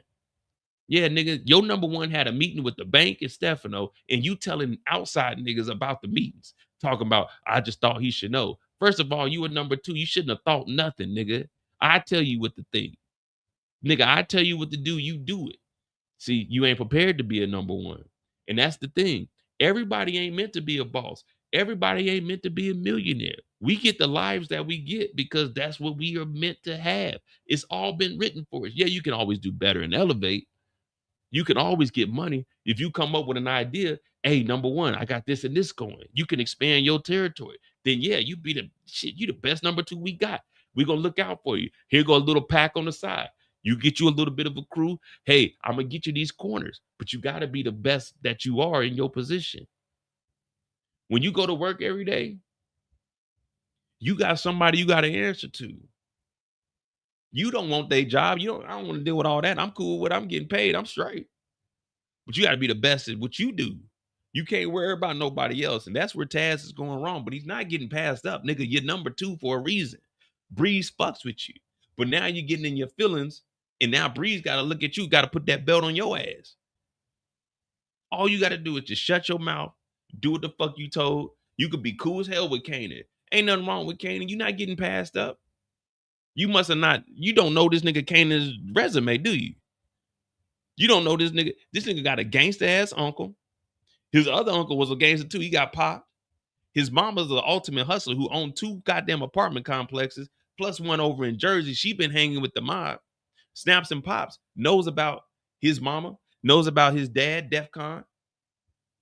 Yeah, Snaps and Pops know what this kid is capable of. So you're not getting passed over. This nigga Kanan is like that. That nigga Kanan comes from royalty.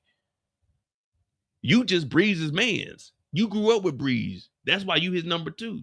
So just be grateful that you got the number 2 spot and you're not a corner boy. Because corner boys get knocked every day, B. We done seen 2 of them get hit in one episode.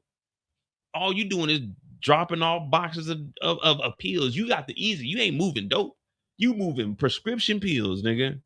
You got it easy. You going to these weak-ass white boys. Ain't got no guns. Hey, man, chill, Taz. Be the best number 2 you can. That's all you got to do. Y'all know me. If you're going live in 21, you know me. I don't go above and beyond. Fuck all that. I do my job. I go home. Ain't no above and beyond with me. Above and beyond don't mean more money. Above and beyond mean you working for nothing.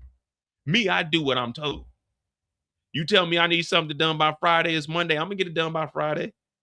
I might start Thursday, but I'm going to get it done by Friday. You just got to be that number 2. You know what I mean? You the number 2, meaning if you the number 2, that means you the number 1 for this organization. The number 2 runs everything. Number 1 gives the orders. Number 2 runs the operations. Number 2 is the most important person in any business. The number 1 ain't out there doing the physical work. The number 1 got to go deal with other shit. That's a lot of responsibility on them. When shit happens, when the block gets ran up on, the number 1 got to make that decision. If we're going to go slide on them, we're going to fall back, we're going to move the dope somewhere else, that ain't you. That's a lot of responsibility because if you move the dope here or if you don't retaliate the right way, the whole operation could crumble. And now the banks, they looking at you, Snaps and Pops. We don't give a fuck y'all niggas got robbed. Where's the money? You ain't got the money. That means you dead. But if you the number 2, hey, this is what we got to do. Number 1 is going to tell you specifically what you need to do. Tell them niggas go do this, go do this. It's they plan. If it fucks up, it was they plan. All you doing is running the day-to-day operation. So you got to be that number 2. And you got to be the best number 2 you can be. It's really that simple. So that's why I don't know why Taz is acting like this. The same with Jannard. Like, nigga, you don't work for Tommy. Jannard, you work for your brother. You're the number 2 for your brother, not the number 2 for Tommy. Well, I mean, you know, Tommy was fucking him over. But Tommy and Diamonds, they were the number 1. They both had their own crews. You were the number 2. Just be the number 2. It's easy. It's that simple. Be the number 2, guys. If you 2, be 2.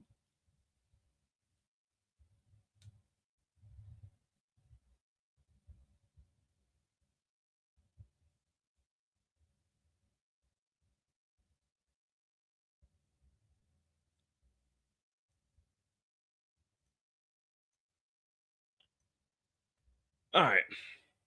Oh, we got to talk about Marvin. Hey, thank y'all for pointing that out. Hey, thanks, Eric. You know, we needed to try to extend the on the clock. There we go. Number 2. You know what I mean? All right, fuck it.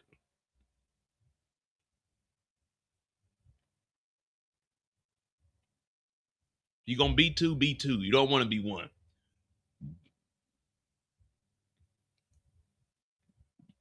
Kendall said, I don't do number 2. You the CEO, Kendall? You the CEO of your company? If you're not the CEO of where you work at, then you're not the number 1. Everybody's a number 2 to somebody. If you don't own the company you work for, then you're not the number 1.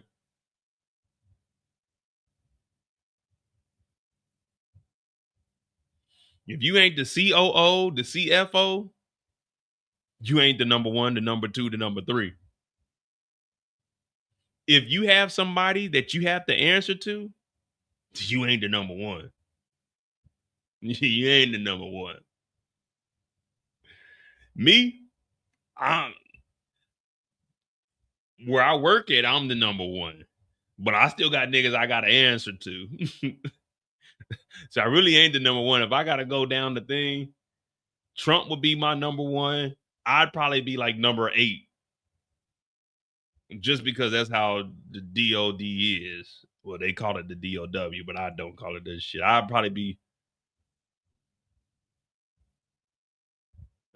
like 10. President, vice president, secretary of defense, Army command, Africa command,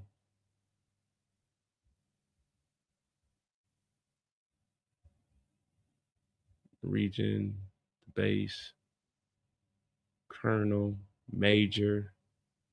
Nah, I'm number 11. Where I work at, I'm number 11. I'm number 11. I'm number 1 in my building, but I'm number 11 when the grand scheme of things, you know what I mean? I'm number 11, and I'm the best number 11 that you're going to see. But you don't hear me complaining. You know what I mean? You don't hear me complaining. I'm the supervisor, but there's 10 motherfuckers above me to get up to old Donald Trump. But you don't hear me complaining. I'm the best 11 you going to see. There ain't no better 11 than me. Y'all name a number 11 that's better than Mo. You can't. You can't. Just all right, let's go talk about Marvin, man. Hit that like button, hit that subscribe button. We on the clock. We got Marvin, episode 3. Hell no, I ain't even in their hearts, man. I'm just a nigga that go to work. All right. Marvin's story. So we got Taz number 2 rant.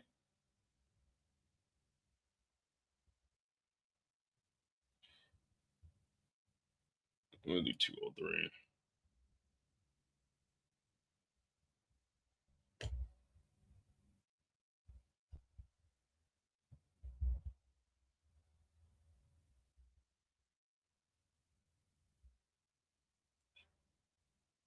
Oh boy. All right, old Marvin.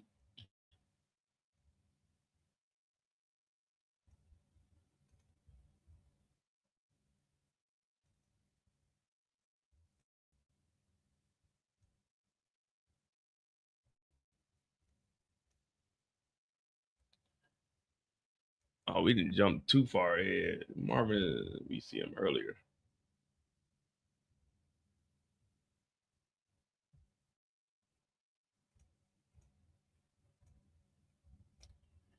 All right. Marvin Thomas. The first time we see Marvin is with the Trifecta. Now, the Trifecta is a new crew that we just put together. There was a crew called Bada. We're going to call this group Salt and Pepper. Salt and Pepper's here, and we're in the mix. You know what I mean? So we got Flossie Siegel, Raquel Thomas, and Marvin Thomas. Now, this is kind of an interview, but at the same time, this is what it is. You know, it ain't really an interview. This is what it is. So we're interviewing the girls, and they're letting them know, hey, this isn't what we used to do. This is going to be a little bit different. We're going to be making some real money. We're going to be moving that product. Now, Marvin isn't as friendly as everybody else. Marvin is a fool with it.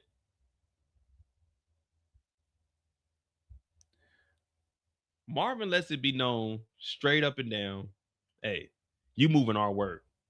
You bees better be ready. You bees need to understand we gonna bees in the trap.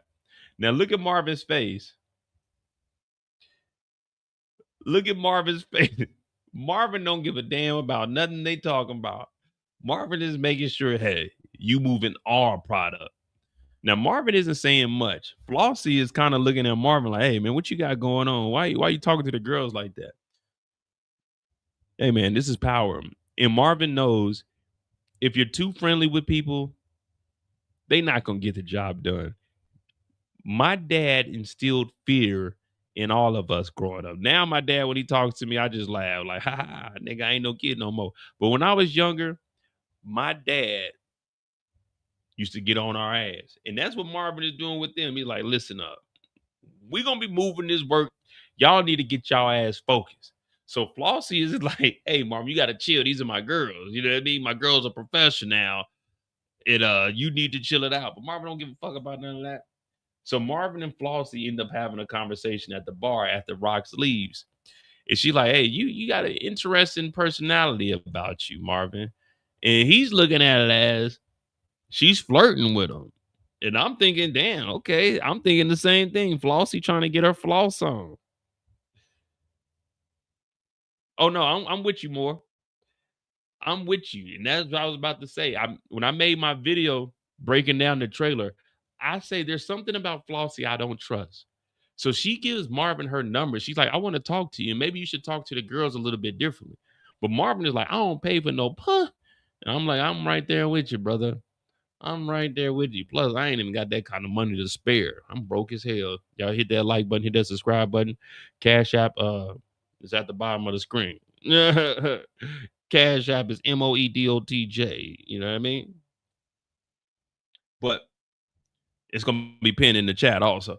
But yeah, I'm looking at her and I'm like, I just don't know what it is because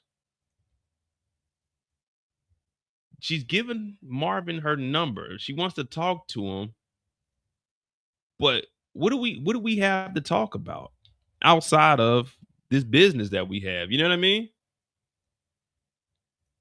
And Marvin he's sticking with it. I don't pay for it because I guess he's looking at it like, what up, GH? He's looking at it as,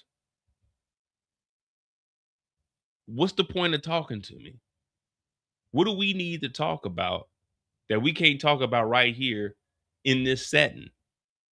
Unless, you know, I've only had a couple of women, you know, give me their number and invite me to the crib. So in my mind, I'm thinking they invite me to the crib. One, they trying to rob me, or two, they feeling a nigga. But usually I always go with the number one, they trying to rob me. So I'd be hesitant, especially back in my younger days. But I'm thinking they trying to rob me. I'm thinking they trying to set me up.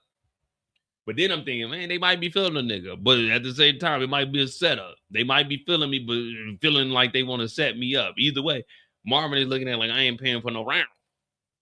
So he gets the number, and they're going to link up a little bit later on.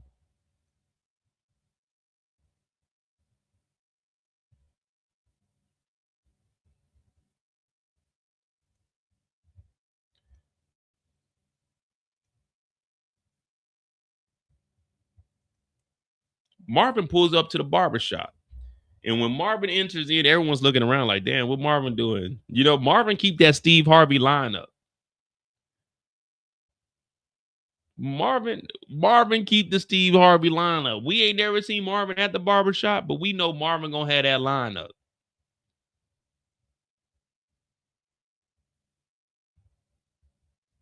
He go in there, slam the door. All right, where Neek at? Everybody like, Neek. They in the chair like, who the fuck is Neek, nigga? You hoping Marvin don't look your way, especially imagine you in the barbershop, a nigga come in yelling, talking about where Neek at. Everybody know about the Thomas family, but you like, damn, nigga, I ain't got nothing to do with none of this shit. I hope that nigga Marvin don't say nothing to me. You kind of like looking at the ceiling or you staring in the mirror.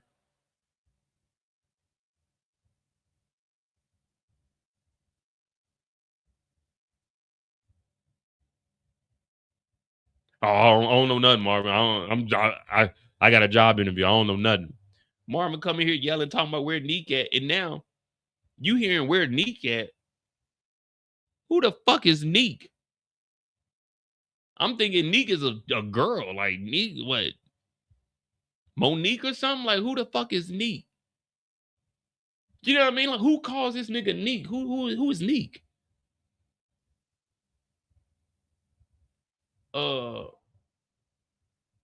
Who we talking about? Oh, Unique Kadeem? Oh, man. I don't know nothing. I ain't gonna lie to you, Mom. I don't know nothing about that nigga, bro. I ain't never really fucked with him. Last time I seen, he had like a scar on his head, like somebody whooped his ass or something. He's like, all right, look, man, y'all give me any information, man. I'm gonna break y'all off some money. So Marvin pull out a stack of hundreds.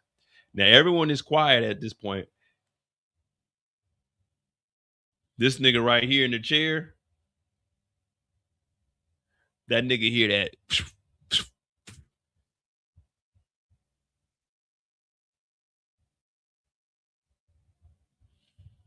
He looking at the price of the barbershop. You know, whenever you go to the barbershop, they'll have a sign, be like, the cost of the cuts are going up this week. So the barber, the price of the haircut now is like $8 now. This nigga looking like, God damn, I can't. This bitch was $7. They do up the price on me, nigga. I'm gonna try to finagle this nigga and get about this damn $1 till I pay him next time I come. He like, I don't know where Unique is, but I heard he was working with Kanan and some nigga named Breeze. Then the other nigga gonna chime in. He ain't the other nigga.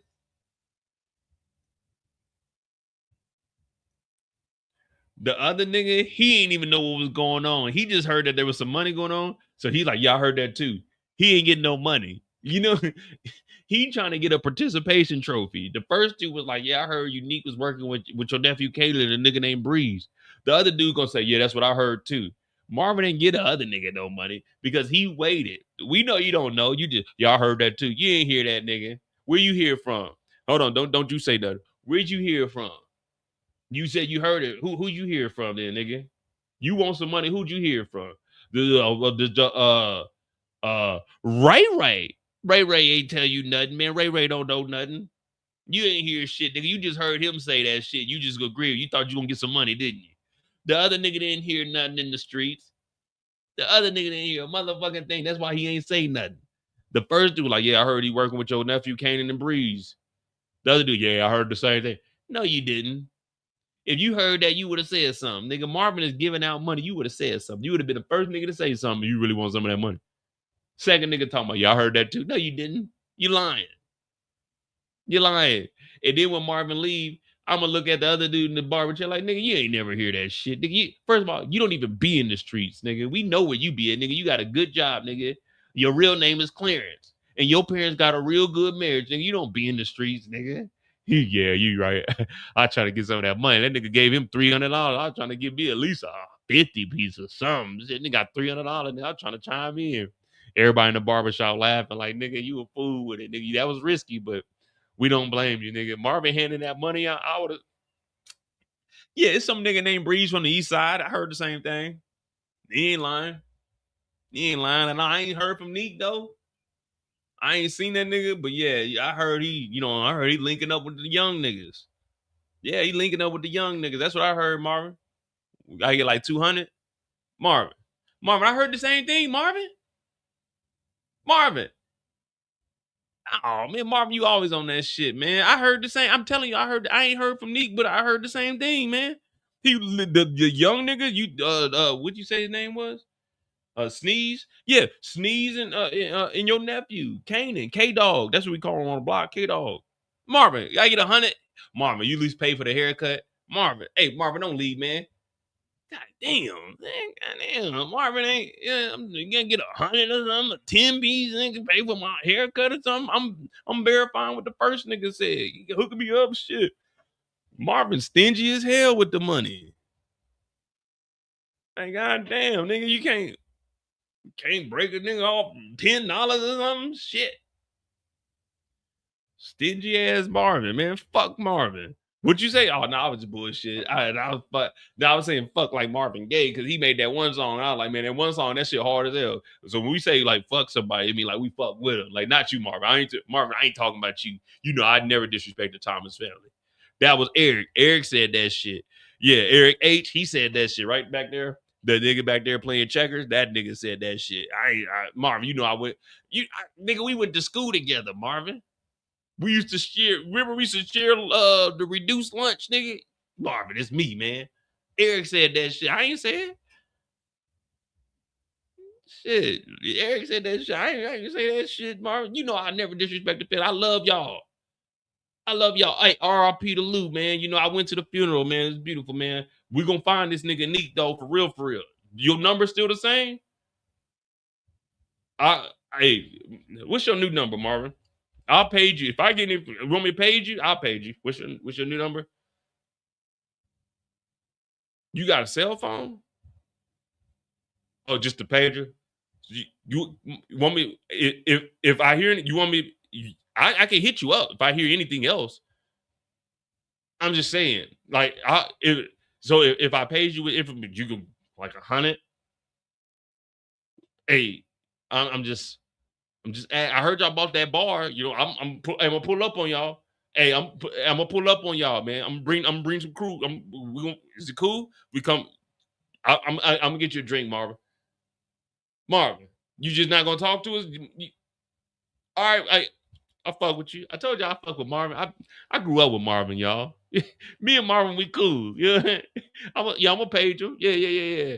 Man, he ain't give you his number. Yeah, but you know how it is. I'm gonna pull up on him at the bar tonight. He gave me the nod saying like pull up to the bar tonight. I'm gonna pull up to the bar tonight.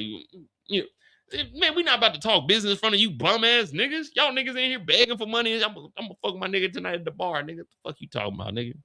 Yeah. Damn. I'm glad that nigga ain't pistol with me. God damn, nigga.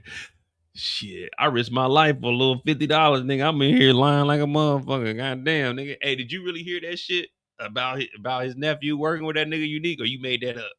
He's like, nah, I heard that for real. Oh, nigga, I thought you was bullshitting, nigga, but I chimed in too, nigga. I was definitely trying to get some of that money, nigga. That nigga Marvin had a bankroll at the bankroll, big money. I like it, yeah. Every time he took a picture, he put out a bankroll. I said, damn, Marvin had that money on it. I was trying to get some money on, nigga. All my scamming ass niggas at spending that money fast.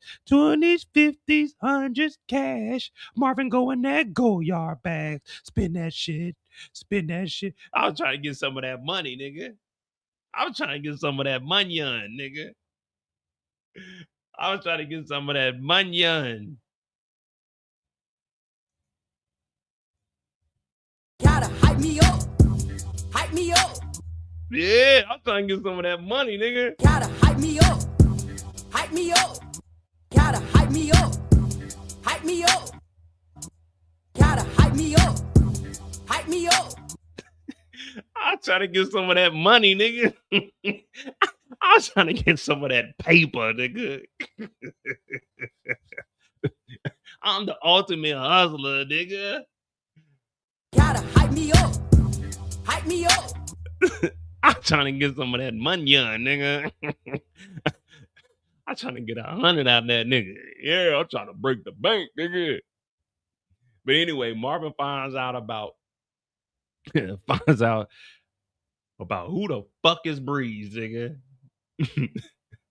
He finds out about Breeze and he knows that Kanan was potentially working with Unique. Oh, man. I ain't gonna lie to y'all. I miss these lives, man. Hit that like button. So now Marvin heads over to Kanan's crib.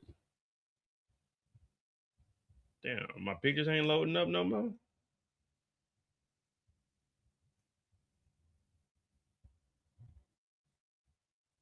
He go over there. Boom, boom, boom, boom, boom, boom. Open the door, you hoe ass nigga. Kanan open up the door like, what's going on, Uncle Marvin? No, what the fuck is this? I hear you working with Nick. He killed Lou. Kanan like, oh no, I ain't working with him, man. We took over his blocks. That was y'all last night? Yeah, we took over his blocks and ain't nobody doing nothing about it. He's gone, Uncle Marvin. Nah, fuck all that, man. You over here bullshitting, Kanan. We gotta goddamn go get this nigga Lou. Kanan like, nigga, we getting money now, Uncle. We getting money now. Why you wanna quit bothering me this early in the morning, Uncle Marvin? You want a job? Marvin said, a job, nigga? Fuck you, nigga. Work for you? And who the fuck is this nigga Breeze? He's like, well, I'm linked up with him and we're on the south side getting some money now, Uncle Marvin. He said, fuck that shit, Kanan. You want a job, Uncle Marvin? You want to make some money? The nigga Marvin said, nigga, I don't work for you. Nigga, I'm a motherfucking gangster. G-A-N star, nigga. gangster, nigga. That's what I am. Big G, not the little G, nigga. You can't see me, nigga. You'll never be me, nigga. I'm like that, nigga. It ain't no none of that working with me, working with you, nigga. My name is Uncle motherfucking Marvin for a motherfucking reason, nigga. Nigga, it's just big me, nigga. Bum. What? I'm really like that. I'm really like that, Kanan. I don't work for you, nigga. You work for me. Uncle Marvin, you a gangster. Yeah, nigga, I'm a motherfucking gangster. You can't see me, nigga. You a little nigga. I'll never work for you. You work for me, nigga. It's JG Wentworth over here, nigga. It's my money and I want it now, Kanan. You fucking with the ops, nigga. I don't fuck with the ops. I fuck over the ops, Kanan. I'm a real gangster, nigga. I killed motherfucking mob members. I killed gang members. I killed innocent people. I killed anything, nigga. I stand on business, nigga. From Monday to Monday, nigga. I'm like that 24/9, nigga. Oh, Uncle Marvin, why you gotta come in here and talk to me like that? Fuck you, Kanan. If I find out you fucking with Neek, nigga, I'm fucking you over too, nigga. So then Marvin leaves about the house and Kanan slammed the door talking about, okay, gangster. I was like, goddamn, this nigga Kanan Marvin should have kicked that door in and strangled this nigga. Got on his ass a little bit. Oh, come on, Uncle Marvin. Kanan, nigga, open your mouth and talk, nigga. I can't understand the fucking Scooby-Doo, nigga. Talk, nigga. You can't understand the fuck you saying talking about offer me a job, nigga. I'm gonna offer you an ass whooping. That's what I'm gonna do. I'm in the barbershop, niggas telling me you working with some nigga by the name of Sneeze, and I hear you working with the nigga named Unique. I'll whoop your ass right now, Kanan. But we gonna say that for later in the season, but I'm gonna get on your ass, boy. You hear that, boy? I'm a gangster, nigga. You can't see me. I'm Uncle Marvin. I ain't your uncle no more, nigga. It's Mr. Marv to you, nigga. The fuck you talk about? Oh, Uncle Marvin, nigga. Hey, Kanan. Call me Uncle Marvin. Say it again, nigga. Oh, Uncle Marvin.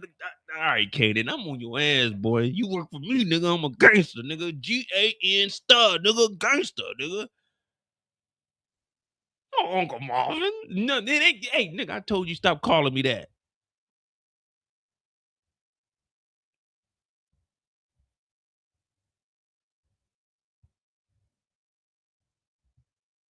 Stay up, gangster.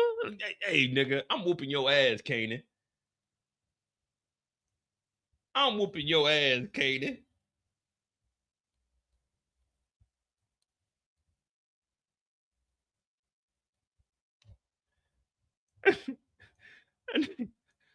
Nigga said, oh, Uncle Marvin. Hey, nigga, what the fuck are you saying? What is that, Kanan? Oh, come on, Uncle Marvin. Hey, boy, boy, that shit pissed that nigga Marvin.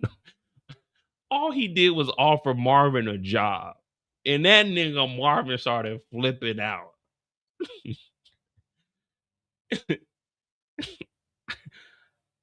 I'm just asking, do you want a job, Marvin? That's all I'm asking, Marvin. Do you want a job, nigga? Do you want a job or not?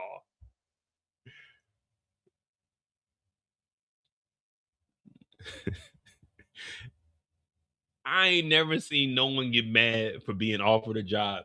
There's only one nigga. Damn. Y'all know what I'm thinking about. There's only one nigga that got mad that somebody offered him a job.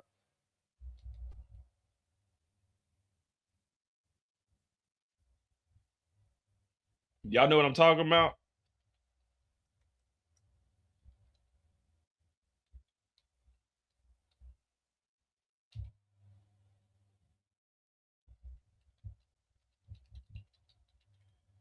I know y'all know what I'm talking about. Hey, Eric, you knew it.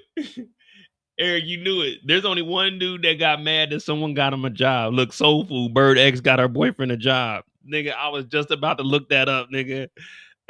When Lim got that job, he found out that old boy did it.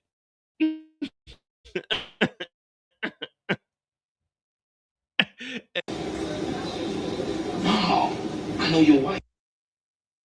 I was looking that up, nigga. That's the only nigga I know that got mad that a nigga got him a job, bro. I ain't never. Bird. Yeah, she told me about your little felony. Nigga, I ain't never seen no one get mad over someone hooking them up with a job. No, I know your wife. Bird. I know your wife. She told me about your little felony that you had, nigga. I hooked you up with the job, nigga. Yeah, she told me about your little felony situation and asked me to hook you up with a gig down in the print department. I ain't never seen a nigga get mad that someone hooked them up with a job, nigga. That nigga Marvin went off like Lim did. Well, Lim was wilding out. Well, Lim went down to the beauty salon and got to whooping ass down there. That nigga was wilding for real, for real. Then me and old Cola, we go way back. Who the fuck is Cola? Call that motherfucker Cola. Her name is Bird. Ooh, Cola, you know, she had the little Coca-Cola. Oh, and let me tell you, ooh, ain't nothing better than Cola on a hot day to cool a nigga off. I'm talking about, baby, grind on me, relax your mind and take your time with me. Yeah, shout out to Pretty Ricky. Oh, no. That's just a little something, you know, I used to call back in the day. This is a little something I used to call her back in the day. Nigga, you don't get the fuck out of my face with this shit. Oh, man. All right, so Marvin flipped out on Kanan. He said, stay up, gangster. Nah, that nigga does not. Hey, man, just because niggas is light skinned, we do not favor everybody. Next thing I know, y'all gonna be saying that nigga Mola like Michael Jackson. Look, no, all right? We're gonna stop that. In this good year of the Lord 2026, we're gonna stop that. I've been compared to every nigga on goddamn Tubi that was light skinned. We not doing this anymore, guys. I'm sick of it. I have feelings, okay? All right, so Marvin gets upset. He goes and meets with Rock. He goes and meet with Rock. He talking about Unique still. Now, he don't know that Ludin got killed in the house. And Rock is like, let's go into the kitchen. So he's like, all right, well, fuck it. But we need to find Unique. And she's like, fuck Unique, nigga. He's gone. We need to move on. Just like he did, we got to move on. We got this Manhattan shit going down. So, excuse me. So he's like, all right, well, we're going to be doing this Manhattan thing. Are we cool? You know, Stefano said we ain't supposed to be working. Well, Stefano said we ain't supposed to be working in the South Side. He didn't say nothing about Manhattan. She did find that loophole. But Marvin is sitting here and he's like, I just don't know, man. Okay, cool. I mean, we could do it. But I really want to go get the nigga that got, I want to go get the niggas that got Lou. Can we go get the niggas that got Lou, please? I want to go get this nigga Neek, man. I promise you I want to go get this nigga Neek, not knowing Neek ain't have nothing to do with it. Rock covered up the body. Rock just as bad because Rock threw Lulu's body in the dump. Yeah, Kanan killed him, but Rock covered it up. So you know what that is? That's an accessory to the fact. You know what I mean? You're going to jail for what Rock did. So yeah, Lou was killed by Kanan, but Rock covered up the murder. So Rock's just as guilty as Kanan. But Marvin don't know none of this. He don't know none of this at all.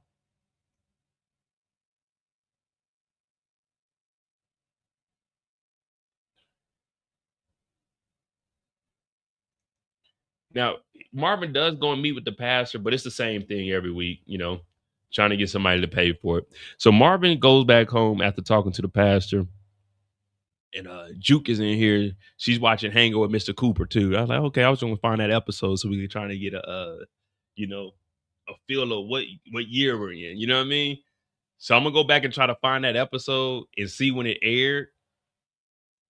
You know what I mean? That's what we're gonna do. We're gonna do a little bit of cross-referencing. We're gonna go back and find that Hanging with Mr. Cooper episode so we can see when the release date of that episode was, so we can kind of get a time frame. Are we in 92 or are we in 93? Because back then they wasn't really showing reruns because the seasons were current. They were actually filming them, so it wasn't any reruns. It was, this is the new episode for this season. So we're gonna try to find what Hanging Mr. Cooper episode that was, and then that'll give us the precise date of when this is. See, don't nobody else do that. That's what we do over here. We try to find out the actual dates. Now, Marvin is sitting here and Jukebox is playing on his weakness. He got that Jim Beam, and she's telling him, we need to be together, Dad. We're all we got.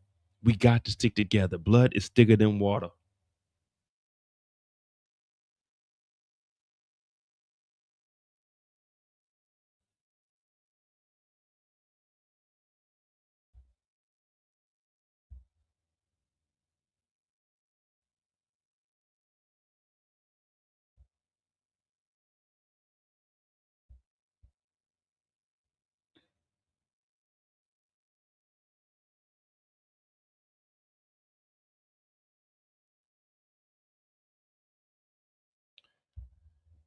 But she's saying we need to stick together. But we do hear Marvin tell her, everything I've touched, it fucks up, except for you.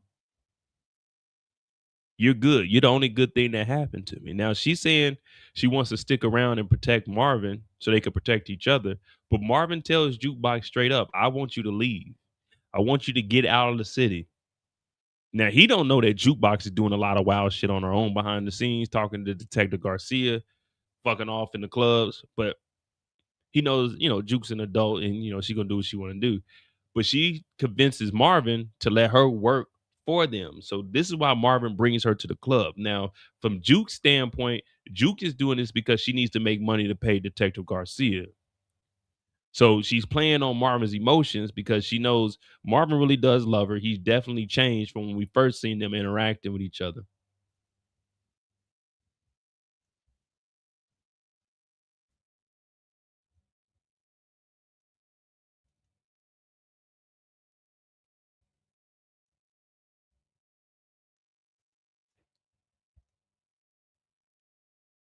So Marvin, he brings Jukebox to the club, tells Jukebox, look, what you're going to be doing is you're going to be bartending. You're going to be bartending. You're going to be serving these drunks. You're going to make sure that everything they got is full.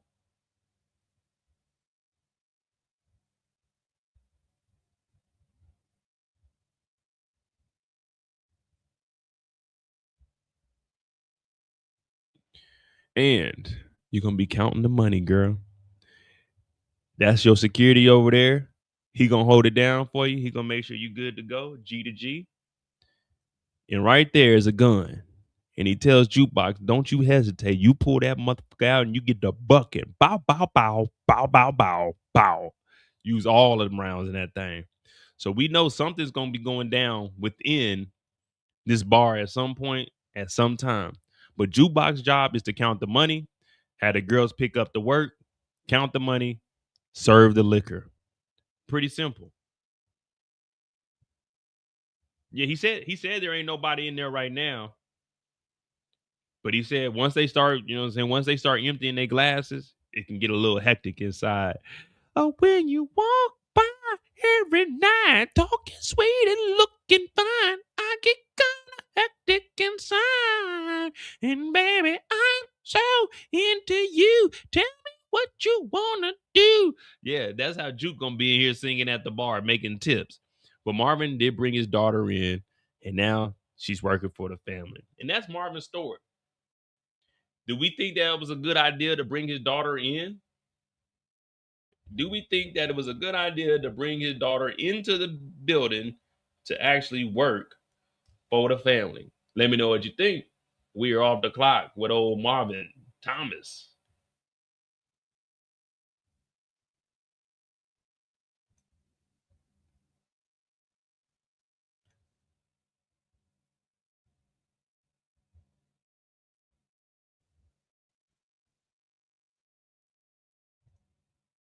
Now we didn't talk about Marvin and we didn't talk about Marvin in the conversation he had with Flossie. And the reason I didn't go into depth with that is I want to make a video talking specifically about that. Because, I mean, they didn't really accomplish anything. They talked about the daughter, the bar mitzvah, stepping to the mic. But Flossie doesn't seem... I mean, this is power. Nobody's trustworthy. But it's just something off about her ass. Like, why do you need to talk to Marvin? What is the reasoning behind all of this?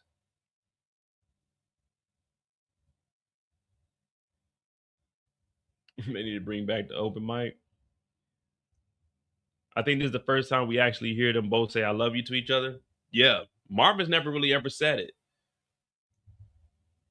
Marvin's never said that he loved Juke.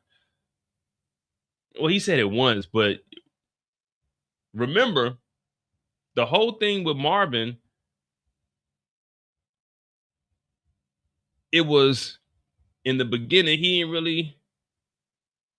He wasn't really fucking with her like that. I mean, it was his daughter, obviously, but it just, I don't know. I can't explain it, man. This shit wasn't right. Real quick though, hit that like button, hit that subscribe button. What we're gonna do real quick is I see my girl Tamika's online.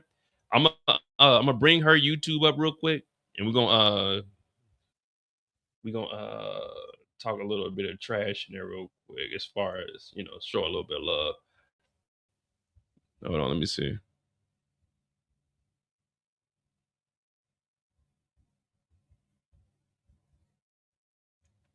Let's see who she has in here. I want to see him get got, but we know he gonna live. So, Oh, she got Candy. She got the whole gang in here. you know, that's that. But yeah, other than that, not too much I want to see, because this episode, this season, I'm pretty much holding my breath, just trying to figure out what's gonna happen with my baby girl. Yeah, he's some rock. So I'm just holding my breath, trying to see what's gonna go down with that. But other than that, this was a really good episode to me. Now I got to do the Lord's work out here. Got to do the Lord's work. No, it doesn't say that it's on break. I don't know. But other than that, as far as my channel is concerned, of course, like Tika said, we have our reaction to the Vampire Lestat. I'll be dropping that soon. I'll be dropping that soon. Yeah, that's EJ. And not Team Taz. He said he got us up on his live. We ended now, Mo, but shout out to Mo.J. What's going on? Now, I know you lying. I know you lying. Yeah, listen, Taz ain't gonna make it.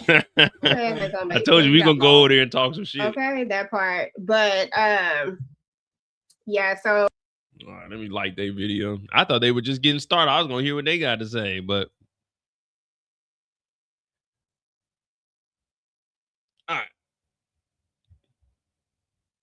Oh, they logged on when I did. Well, you know, I pushed mine back, guys. I'm telling you, if you can see. All right, well, we off the clock real quick. We just got Kanan and Breeze left, and we're at 2.5 hours, so it'll be about 3 hours.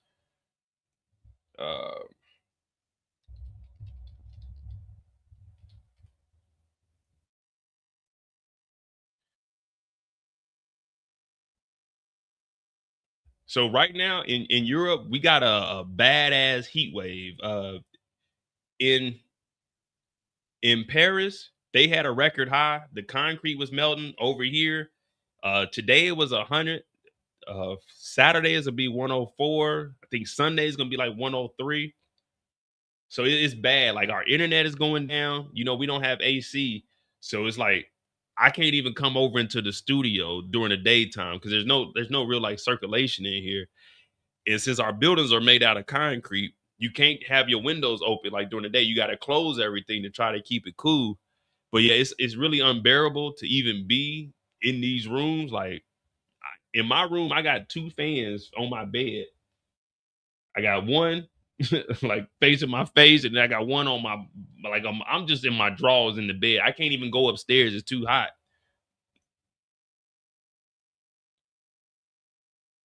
So yeah, we got northward, and underneath that upper high.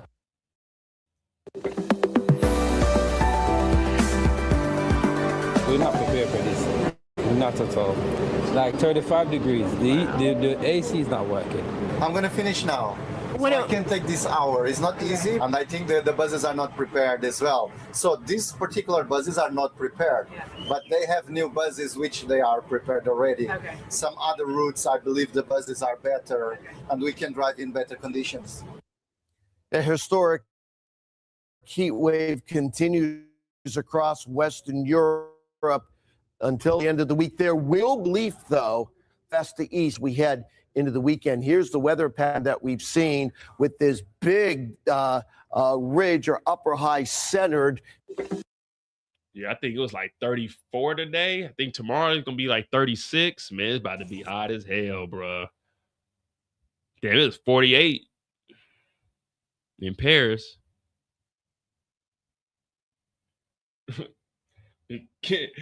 Kendall talking about get central air. Like I could just call up, hey, I need central air at the house that I'm renting. Like, nah, it don't work. Germany, there isn't central air. They don't put central air in houses. They don't do that. You can get portable air, AC units, but electricity is higher here than it is in the States. And that shit's gonna run like $500-$600 a month if you running it nonstop. You just gotta thug it out, man. You gotta thug it out. Ain't nothing you can do. Like you walk around the house sweating. But we got Kanan's story and we got Breeze's story, and we're gonna get up out of here. What up, EJ? EJ says she Team Taz. I think EJ was talking about Team Taz. Oh yeah, man. I'm telling you, it's hot as hell. When I get home from work, the first thing you do, you gotta just strip all your clothes, take a shower, and go to one spot and sit there. I'm talking about, boy.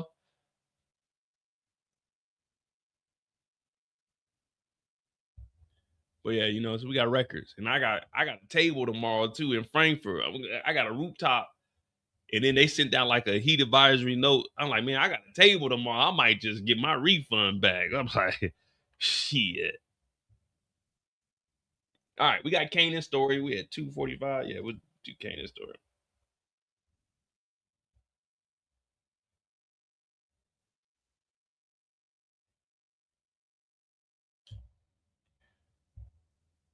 Oh boy, but I love it though, man.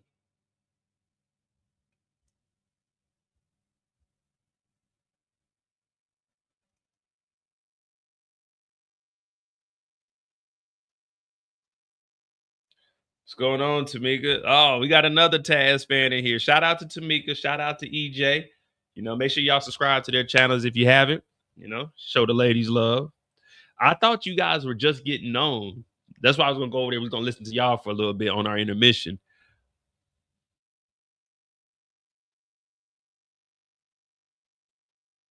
But all right, we got Kanan's story, and then from there we'll go into Breeze.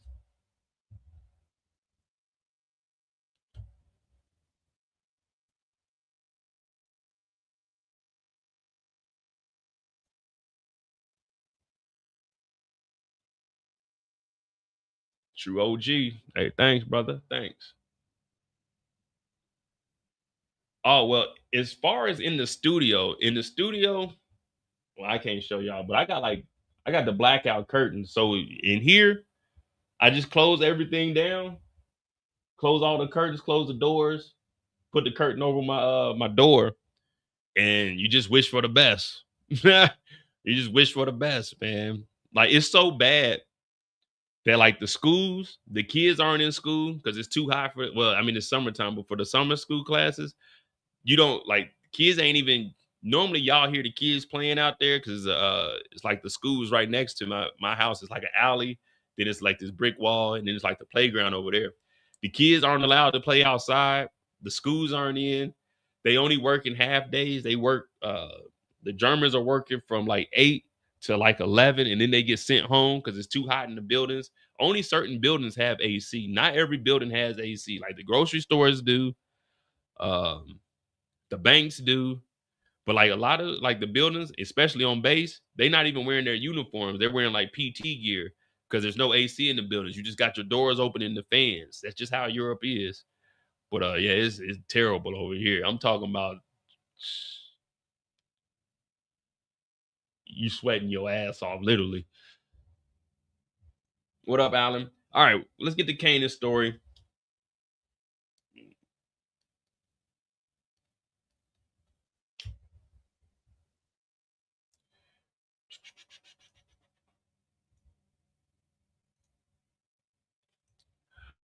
All right, we got them dime bags. We got them Knicks. Yep. Corner wide open. Man, who the fuck this nigga is pulling up with this motherfucker? They got the Porsche. Pulled up with the BBSs. Kanan hopping out like he ain't never been in a Porsche before, all unorthodox with it. Breeze show up. Now, Kanan ain't doing a lot of talking. This is more Breeze right now. I'm probably just going to put their story together because these niggas rolling together. But Breeze pulled up and like, what y'all got going on? They like, these Unique's corner. Breeze said, I don't see no Unique around here. Last I heard, Unique running. You can't hold the block down if you're running. Kanan, you see Neek? No, I don't see him anywhere. He ain't with my mother either. So now the dudes got a lot of pride. They on the block with it. Mind you, they ain't got too much work. They got a Dorito bag with probably like 10 to 15 pieces left. This is all they got. They ain't eating. They stomach rumbling. They ribs showing. So Breeze letting them know, look, we were linking up with Neek and we was going to make this partnership happen. See, a partnership means maybe not 50-50, but a partnership means we ain't going to start no shit. Ain't going to be no shit. We ain't going to start no shit. Now, these folks, they talk about, nah, these Neek's block. Well, Neek ain't around. This nigga just woke up. This nigga just woke up. Yeah, goddamn, nigga, what the fuck going on? Who the hell these niggas is? Jay said that car sounds cold. Ooh, yeah, you know how it is at that Porsche. Ooh, ooh. This nigga just waking up. He like, man, what the fuck going on? Neek here. Nah, Neek ain't here. So Kane is sitting there. He's watching. And these niggas, they got a lot of pride. But if Neek ain't around and we ain't been eating, Neek ain't been supplying the block for a little bit, I'm like, all right, we could do that proposition. What's up? Y'all said we working together? How we going to do this? What we linking? What is it? 70-30, 60-40, 55-45? What we doing? How we making this happen? We going to make something shake? Let's make something shake. And Kanan's like, yeah, he ain't around no more. If you want to get down with the gang. So Breeze is trying to convince him, but this nigga's like, look, nigga, you see my motherfucking mini fro, nigga? This fro done been through some things. I ain't putting no water on this motherfucker today because I'm out here grinding, nigga. Sun up to sun down, nigga. I ain't got no line. Why? Because I'm on the block with it, nigga. This is what I do, nigga. I live for this shit. I die for this shit, nigga. This my block, nigga. We holding this motherfucker down for Kadeem, nigga. AKA Neek, nigga. So Breeze is like, oh, okay, yeah. He turns around and Kanan's like, all right, we about to get up out of here. Y'all boys lucky. We about to bow, bow, bow. And then Kanan get the bucket. Boop, boop, boop, boop. I'm like, oh my God, niggas is bucking. First nigga dropped down. Everybody else running. And you know you scared when you running and your hands touch the ground. Like, goddamn, nigga, how the hell you running like that? You running like a goddamn fucking cheetah, nigga. You on all fours, nigga. If you on goal, you really like that. These niggas get the running. Kanan get the bucket. Pop, pop, pop, pop. The nigga Breeze standing over a nigga. Pop, pop, pop, pop. Die for nothing. Nicola is right. Sometimes you got to put that pride aside. And I always tell y'all, listen to me. A mind full of scared is better than a mind full of lead. Let me reiterate. A mind full of scared is better than a mind full of lead. Meaning, it's okay to be scared. Just be scared. But if you're not scared, the consequence is some lead, a bullet to your head. A mind full of scared is better than a mind full of lead. It's okay to be scared, but you live to be scared another day. You see what I'm saying? 50 told us, if I ain't got my gun, I'm running. Now, if niggas come up to my block and tell me this ain't my block no more, because my boss ain't around and I ain't seen my boss in a couple of days, and I know my number 2 got knocked. Remember the number 2 conversation we had? The number 1 ain't nowhere to be found. The number 2, Akbar, got knocked. They even tell them, yeah, we know what y'all did to Akbar, even though they ain't do it to Akbar. If the number 1 can't be found and the number 2 gets knocked, that means whatever number you are, you probably need to bow down to the niggas you think did that. A mind full of scared is better than a mind full of led. You said we linking up. How we gonna do this? You know, you right. We ain't got no product. We do need to get some money. Yeah. Mo, what about the loyalty? Loyalty got Akbar killed. Loyalty got Akbar killed. He didn't get to finish that drink. I want to finish my drink. Give me a second. Let me finish my drink.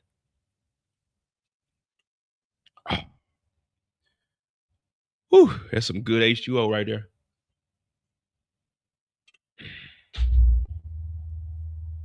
So how we gonna do this? So what we doing? This y'all gonna take over the blocks and y'all gonna give us a corner? What? How we gonna do this? If the number 1 can't be found and the number 2 is not, and these niggas did it, you clearly don't want to go to war with these niggas because they not playing around. If they knock the 1 and the 2, 3, 4, 5, 6, 7, 8, 9, 10, 150 is gonna be easy to get rid of because there's no leadership, there's no organization, there's nothing. If they got rid of the number 1, they chased this nigga off the block, they killed the number 2. What is the number 3 gonna do? Someone please tell me, what's the number 3 gonna do if number 1 then ran off and number 2 is dead? What's the number 3 gonna do? This nigga ain't even number 3. We ain't seen this nigga but today. We seen him today and died today. Grand opening, grand closing. The nigga had 4 words. This neat block. Sucker. Bow, he died.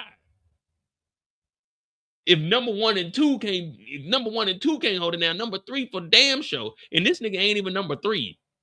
We don't know what number this nigga is. This nigga like number 48. And they got rid of this nigga.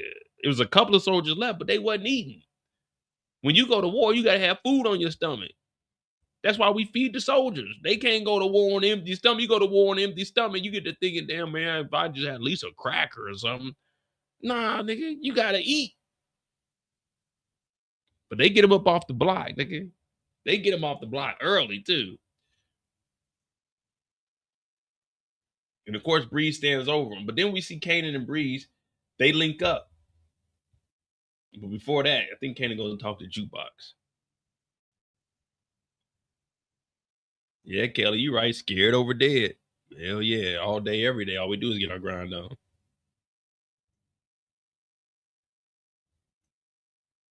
Hey, I'm just telling y'all, man. If 1 and 2 are gone and dead, nigga, it's over with. Where's the application at? Like, we can sign up for this. So, do we get to pick what crew?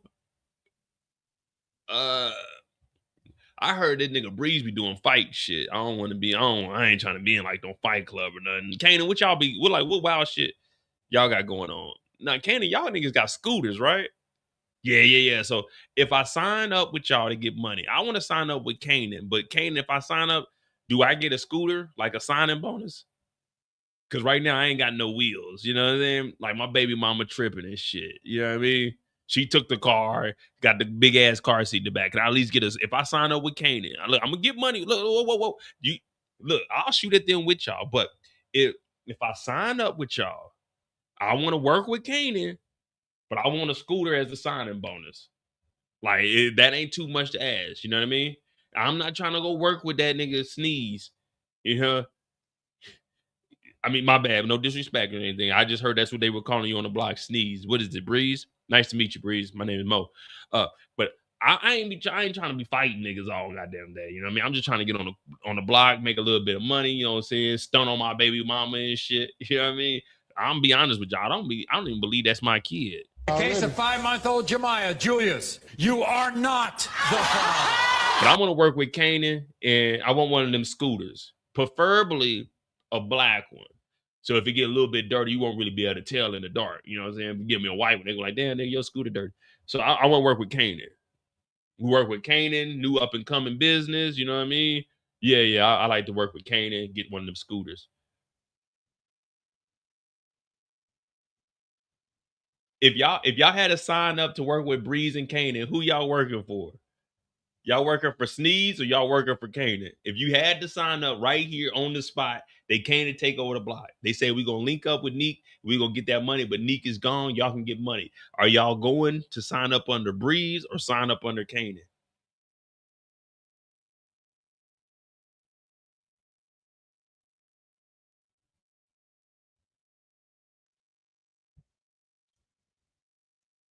Mo, you don't want to work with Flossie? Hell no. If you work with Flossie, I'm a nigga. I ain't selling no ass. I'm not working with Flossie. Hell no. I'm a nigga. I ain't selling no kind of ass around here. The only thing this ass is doing is sitting in this seat.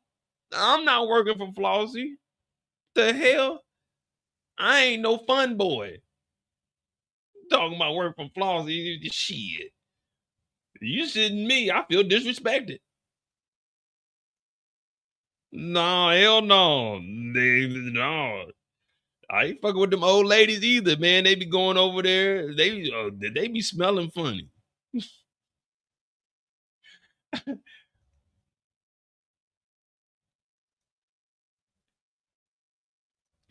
She said you work with the old ladies.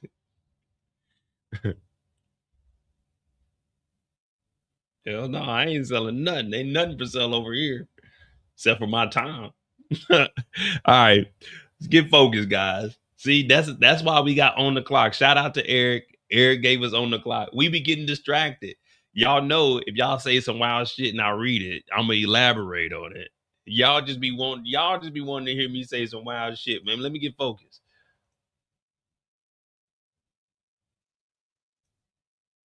Yeah, y'all know the old lady got that old lady smell. Nothing against like old ladies, but you know, like if I'm I'm trying to push up on one, like, God damn, I can't deal with this smell. You know, they got a distinct smell. You know, when you go to people's houses, everybody's house got a distinctive smell to it. You know what I mean? Y'all know what I'm talking about. Like the old lady at church got a smell to her. You know what I mean? It's not like a bad smell, but it's a smell I don't want to be accustomed to. You feel me?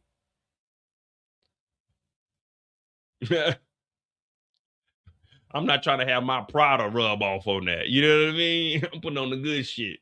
I'm putting on the good shit. Stripper man, stripper man. What she say? What the grandma say? Stripper man, stripper man. Yeah.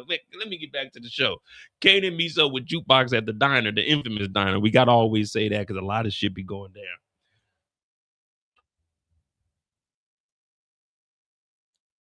And Jukebox is asking him, so Kanan, what is going on? What happened that night?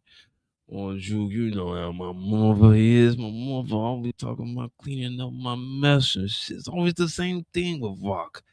I fucking go over there, she talking shit, and I can't even Rock. She be blaming me for everything. Juke, and I want to eat my hamburger, Juke, and you talking to me about fucking Rock. Rock is dead to me. My mother, it's not my mother. She's my biggest op at this point, Juke. I don't want to fuck with her no more. I don't even believe the cops. They said they don't even fuck with famous. Who the fuck is famous? They said they don't know who the fuck famous is. I can't trust the police, Juke. But Kanan, what about Crystal? I don't know what to trust anymore, Juke. And Crystal, I just don't give a fuck. I keep telling you, my mother is dead to me, Juke. She's my biggest op, Juke. I don't fuck with her. She's cleaning up my mess. She's not cleaning up my mess. She is my mess. My fucking mother put a gun in my bag, Juke. I can't even go to school. I wanted to live in Virginia for a little bit, Juke, but then she came and brought me back, Juke, and I don't know what to do, Juke. I'm getting money now, though, Juke. I'll pay for your meal, but I just don't fuck with Rock. She's dead to me. She's not my mother. I don't fuck with her, Juke. Kanan ain't trying to hear none of that shit.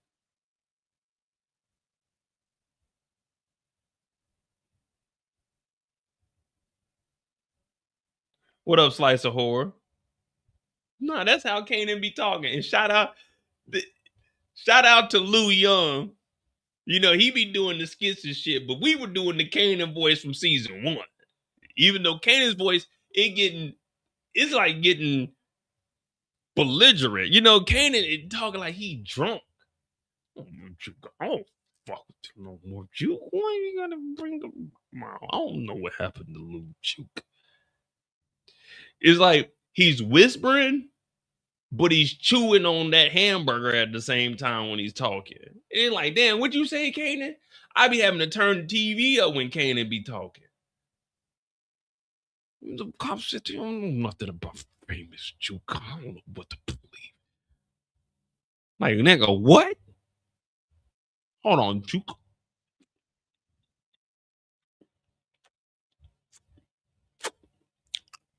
Damn, this burger good, Juke. I'm like, what the fuck is Kanan talking about? But he don't give up any information to Juke. And he does tell her, look, I don't know if I can believe anything Rock is saying because the police told me they don't know who Famous is. And if they don't know who Famous is, then who killed Famous? Who killed Fame? Who done it? That's what we want to know. Who done it? Who done it?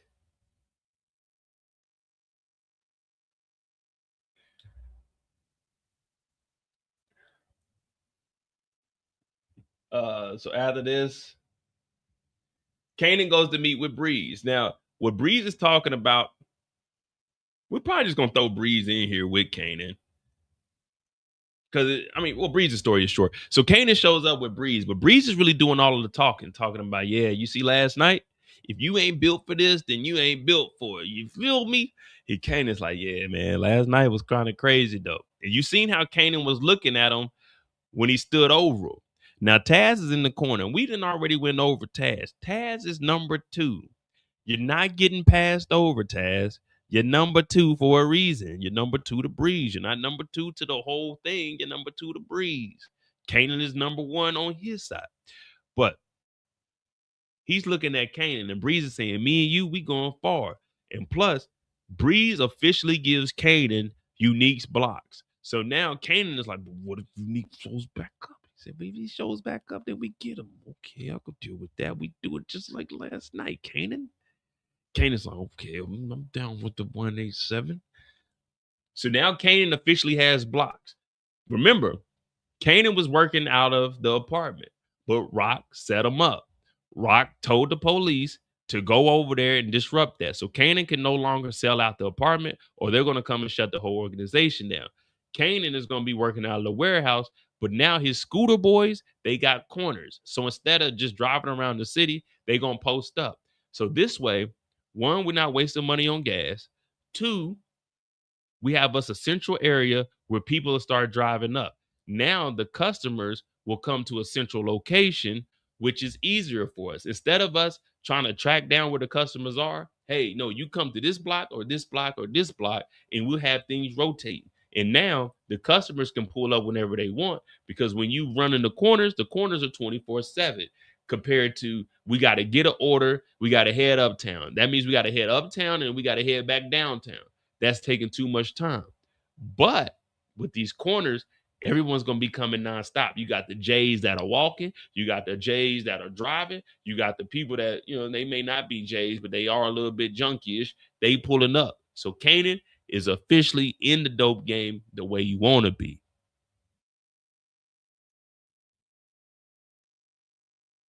He said Taz would take over the Scooter Boys. Yeah, Taz would take over the Scooter Boys. But if you watch at the shootout, you still see the scooters on the corners. You still see, like, Kanan's boys, they still got their scooters. Like, they drive to the corners. But he's talking about Taz is going to be the one doing the deliveries. Kanan is upgrading. Now he's on the block. So when you on the block, you got more product. Because when you driving uptown and coming back, you just got a bag. So whatever you got there. But when you actually down here, you can just get drops. Boom. Hey, we running low. They're going to get another drop. So this thing is continuous, 24/7. Again, the deliveries, you might make 2 or 3 deliveries and then you got to come back. But if you working on that corner, car coming, junkie coming, car coming, junkie coming. You know what I mean? This is all day, sun up to sundown. Yeah, Kanan. Kanan done moved his way up. He done moved his way up. But again, you're not on the corner. All you doing is making sure that each person is on the block. But that's why being the number one is a huge responsibility. You know what I mean? There's a lot. Because now you got everything up under you. So Kanan got to make sure his blocks are running efficiently. But once he gets to number two, they'll be the one running the blocks. And Kanan would be dealing with Breeze and going to talk to Snaps and Pops and Stefano, the bank. You know what I mean? He'll be talking directly to the bank, which that's where he gets the money from, him and Breeze do. But eventually they're going to expand to a point where they're making so much money, they can pay off whatever money that they owe to Snaps and Pops, because they're not getting the product from Snaps and Pops. Snaps and Pops, all they're doing is fronting the cash. You know what I mean? So it's their money being recycled. But that's one thing about the dope game. It's kind of like music business. They front you a lot of money that you can't recoup. You know what I mean? Because it's always, we want something on top. So if they give you 100,000, we give you 100,000. Yeah, you go and sell that 100,000 worth of dope, but we want 120. We want 120 back because we want the interest on top of it. So all you're doing is selling that, you taking your cut. You might not be able to pay off everything that they got because it wouldn't be 120. If they give you 100 and you going to go get $100,000 worth of shit, they gonna want like 150. They gonna want 150, 175. You bring back that 175, you may have made 200. So that's like 25 to you. You see what I'm saying? So now you got to work as hard. And then if they front you some more money, now you can go back and get a larger quantity, but you got to start selling more. But the reason you always see the person on the top staying there is because the money that they want back is more than what you getting minus your cut. You see what I'm saying? But eventually, if you selling enough and you stacking, that's why they always say put some money off. If you can stack up some, Breeze can come to Kanan. Just like what we seen in Snowfall. Remember at the end, it's like, hey, how much money you got left? Boom, let's take that money. We handle that and we good to go. So if you put some money to the side, you can eventually stack. And if next time we don't double up on what we were getting initially, boom, we sell this. We got to bring back 175. We throw a little bit of our cash in there too. Boom, we did that 175. Here go 200. We bought ourselves out. And now we can go back with the money we got left over from our stash, go straight to the plug. Now we don't need to get the money from Snaps and Pops.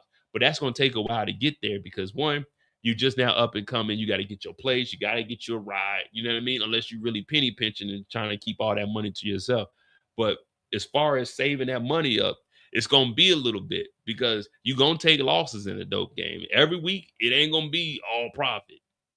And that's the thing where you got to go into your own stash. Sometimes you're going to get robbed. You're going to get hit. You're going to get shot. You're going to goddamn lose a worker or two. You might lose a brick. So now you got to come out of your own pocket to get that. Five. You got to cover that.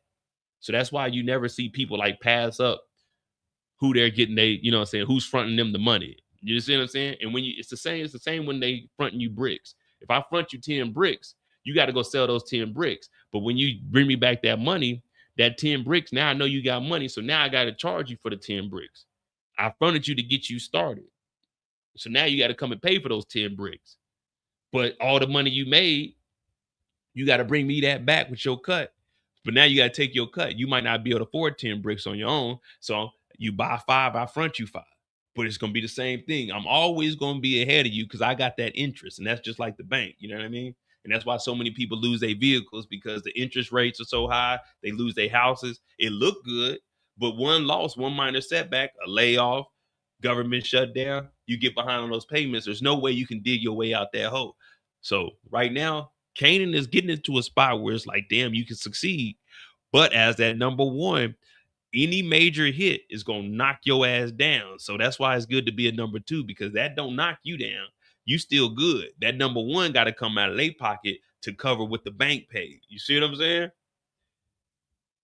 But that's just the business side, guys. When y'all be saying I'm pocket watching, but that's how that works. You know what I mean? It was a lot, but that's how that works. But now they getting money. Nonetheless, they getting money now. They got blocks. They getting money, but still a long way to go to get up out that hole. It's just you and me, the young guns. Yeah, this is what we wanted to see.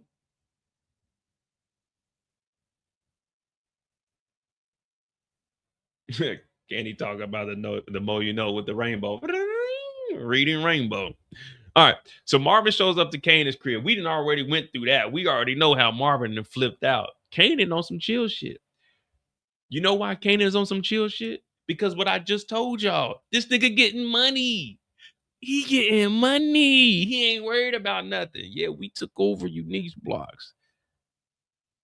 He gone, Uncle Marvin. He gone. We ain't got to worry about him. We got the blocks now. Me and Bree, we getting money. We wasn't working with Neek. Neek was working with us. Uncle Marvin, you want a job? You want a Uncle Marvin? You want a job? We getting money now. We did that. Kanan getting money now. It ain't nothing worse than a young nigga getting money. A young nigga getting money is probably the worst thing you could ever do. Yeah, Kanan getting shorties down. Kanan getting money now. You remember Al the Pool Boy? Al the Pool Boy, yeah, he getting shorties now. A young nigga with money it's a beautiful thing, but it's a bad thing. A young nigga getting money is probably one of the listen to me. A young nigga getting money is probably one of the most scariest things to American society. It's good to see, but these young niggas be wilding. Kanan getting money and they stepping on shit. As soon as Kanan linked up with this nigga Breeze, we seen him just stepping on shit. Initially, we seen Kanan catch one body here, get into some shit there, accidentally shoot some shit. This nigga is in the thick of it at this point. This nigga is talking bad to Uncle Marvin, talking about Marvin, you want a job, nigga? This nigga was looking for Neek last episode. This nigga telling his uncle, you want a job? He done told Rock he don't give a fuck about her. This nigga Kanan, when you start getting money, you start feeling a little bit different about yourself. I was just a young boy, still playing with my toys, hanging out with the guys until I realized, baby, stop running around with me, baby. Baby, stop running around. Kanan got money, nigga. He told that nigga Marvin, stay up, gangster. He don't give a fuck about Marvin. He don't give a fuck about Rock.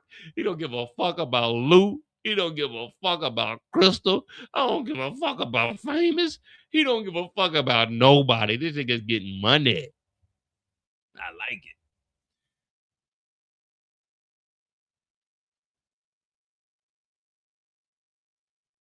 Then, not only that,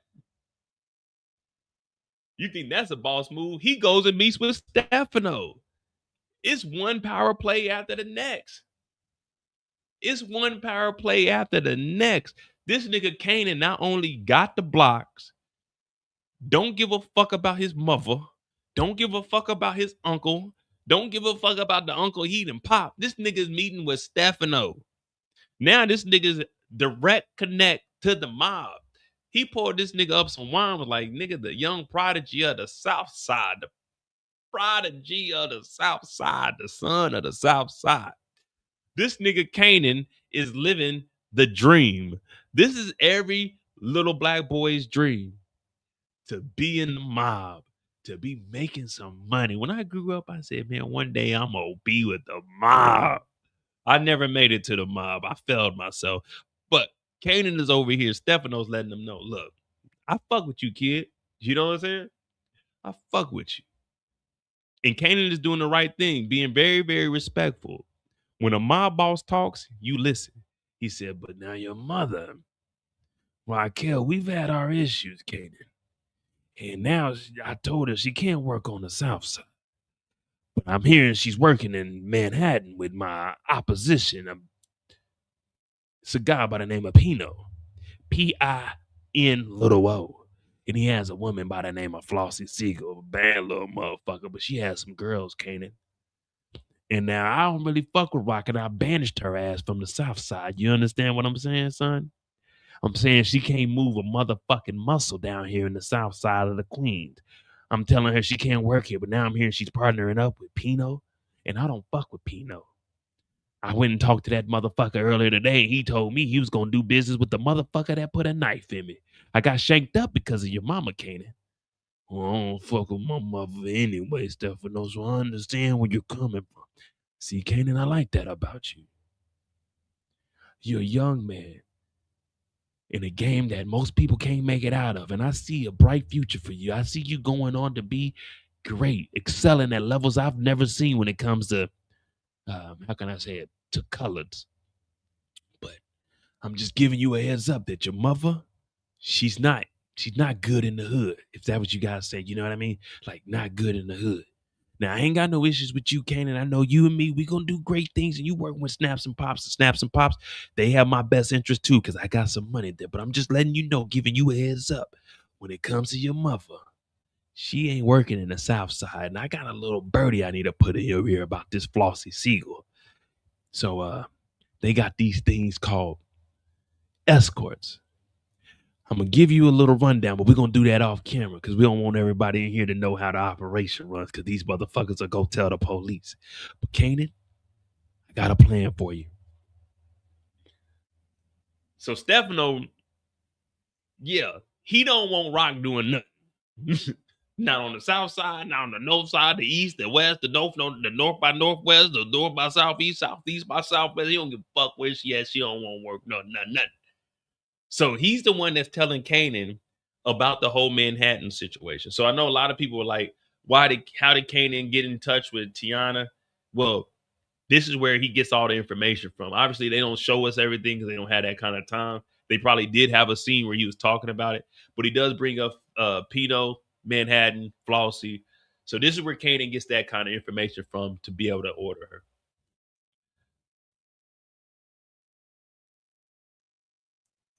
I'm calling it now. Stefano tries to unlive Rock. Kanan will unalive him. I don't know, man. Maybe Pino might get to him. I do want to see who takes him out. Of course, Stefano would be a high value character to take out. But we're gonna see. We definitely gonna see.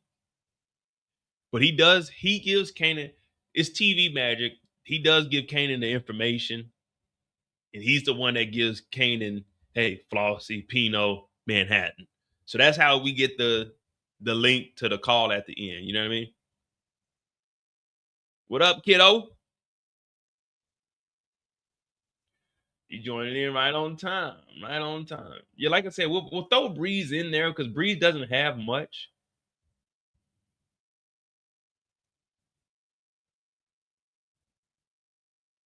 And all of his scenes are pretty much with Kanan besides here.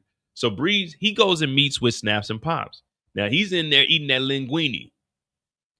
They sitting in here. You know my boy got that yak. It probably scotch though. Knowing Snaps, he probably drinking that scotch. Now, Breeze shows up here and he's talking to them, and they want to update. They want to update of what's going on. Like, what's happening? Where's Neek at? He's like, I don't know, man. Neek, we ain't seen that nigga. And Snaps makes a good observation. Snap says maybe he made a good decision. So Pops is talking about, nah, man, we got to go find him. He's still, you know what I'm saying? He's still around here somewhere. And Snaps is like, nah, from what he knows about Unique, he's saying that Unique probably made the smartest decision, which was actually leaving the city. You know, leaving while you're ahead, leaving while you're alive. Because what happened to Arkbar got killed, man. As soon as Unique heard that, Unique got the hell up out the city. Which you can't blame him. You know what I mean? I joked around about Neek. You can't blame him. He's alive. He ain't got to deal with none of this stuff that we going through right now. But Snaps and Pops just wanted that update. And Breeze is like, well, shit. If he did run away, then good enough. There's some pushback in the streets. He's talking about what we seen in the opening scene, but they push back even harder. Basically saying any kind of energy is going to be met with retaliation. We going to stand on shit. So I like Snaps and Pops. I do believe that Breeze and Kanan are going to eventually turn on them. And that was one reason why I was talking about the debt that they're in. Not necessarily they're in debt, but when you're getting provided this money, you can keep elevating. And sometimes you do want to stay up under them just for the simple fact that the money that Snaps and Pops are providing, they got like unlimited money. We don't know the whole details about the robberies, but they used to rob banks. So let's just say they had like 500,000 or something stashed away because they got unlimited money. They dropping bags every way. Like, boom. They had enough money to spread the money through 3 people, through Breeze, Kanan, and Unique. They got cash. But as I was saying, yeah, you want to pay them back. They front you enough money to get 10 bricks. Y'all move those 10 bricks, y'all can come back. Next time y'all can get 15. But as long as they got that money, you could come back. You got enough money to get 15, but they could give you some more bread and you can get that 20. So as long as you're up under them, you can keep elevating and expanding off of somebody else's money. But of course, you still be up under them. But if the business deal is good, then you can't complain about it. You give them their cut, but now you moving more product. So last month you made, let's say last month you made 50 bands. This month we made 75. Next month we can make 100. So it's like, if the business is good, then the business is good. It's only when it goes bad when it's bad for you.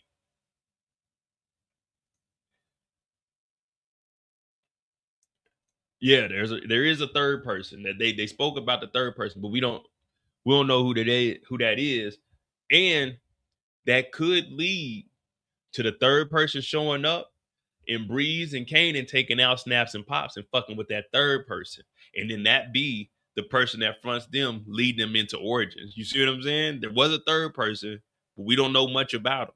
But this motherfucker could have some bread stacks away too, and we get rid of them. He offers a better deal. And that's just a dope game.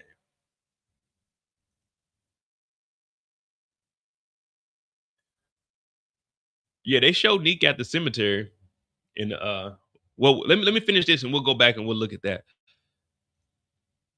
So Snaps and Pops, they good as long as the money is good. They got the blocks, they got the territories. We A-okay. But I don't think that was Unique at the grave. I think that was Marvin at the grave looking at Lulu, and then we seen Rock at the grave too. I got it all chopped up. But all right, so that was Kanan.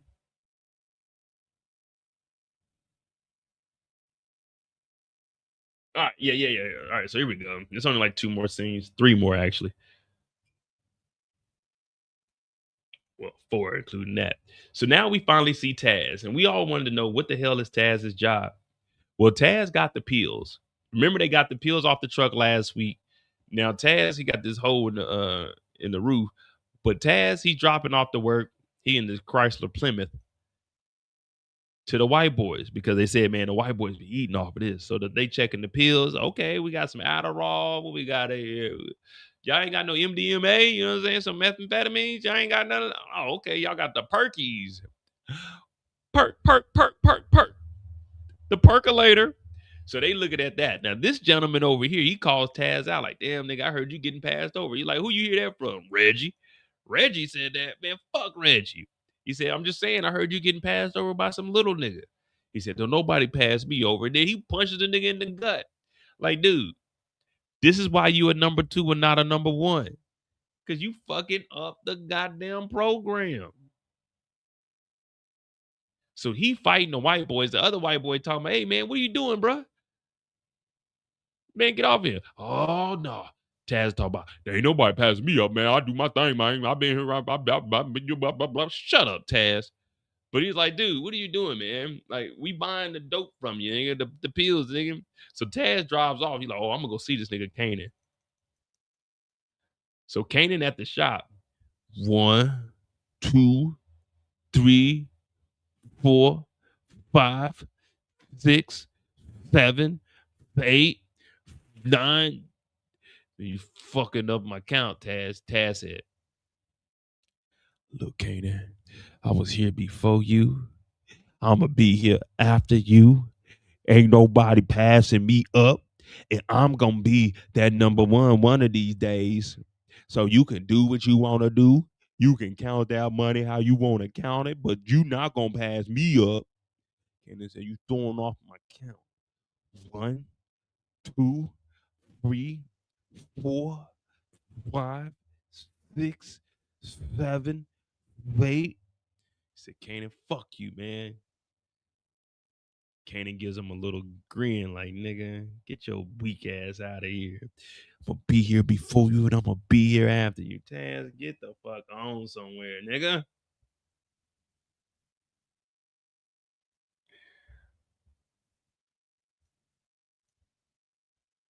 So after this happens, we know that Rock put a call in earlier.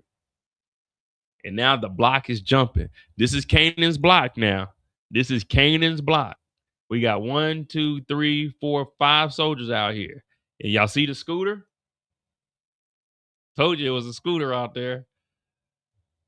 The scooter boys got a block now. So they out here and they chilling. And out of nowhere, a car pull up. The same car that was Rock talking to. Sending the message. Just isn't making a move on the block. We see 2 people get shot. The dude on the right, he's crawling away, but the dude on the left falls next to the vehicle. So I'm assuming he was dead, which gave us our 2, him and the first guy. But they get the bucket. They shooting the block up. It's just a message. These guys get to shooting back. Pow, pow, pow, pow. Pow, pow, pow.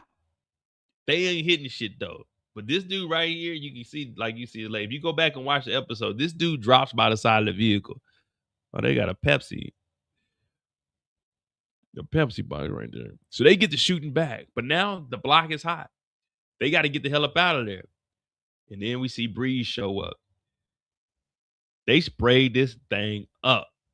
The dude, he got shot on the side of this car. So we got bullet casings all over the block. And Breeze is looking. He's like, who the fuck? Because remember, he did tell Kanan there is no competition. There is no competition that we have. I don't see no competition. It ain't going to be no competition. But the cops are out here taking pictures of the crime scene, and we don't know where this shot came from. We don't know where it came from, but we know somebody put it out there. Now, they could be thinking, think about it. Unique is missing. Arc Bar is dead, but Unique isn't dead. So could this be Unique getting some get back? You know what I mean? As far as Breeze and Kanan go, is this Unique getting get back? Who did this? Who would be brave enough, bold enough, have the audacity to come and shoot up our block? Who did this? So that's what Breeze is out there thinking. He's like, man, what the hell? We just took this shit over yesterday, and now we getting shot at today. So is this Unique's work? Who did this shit? But at this point, they don't know that Rock set this up.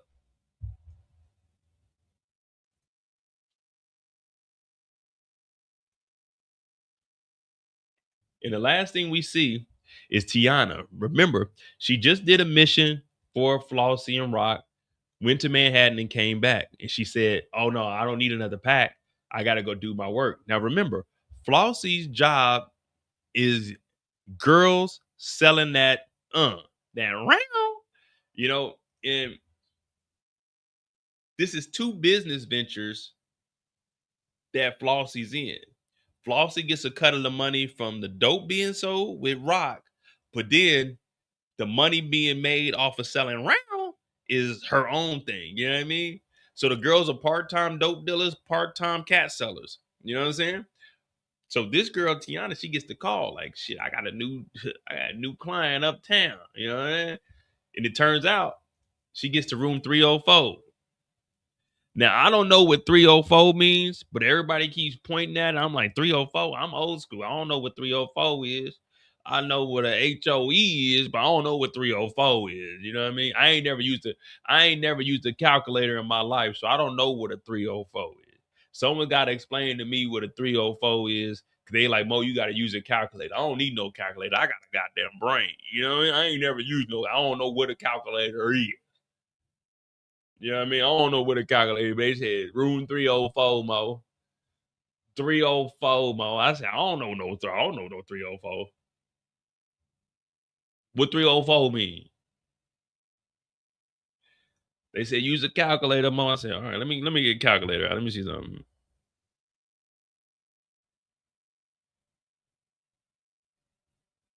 $304. I guess you got to use.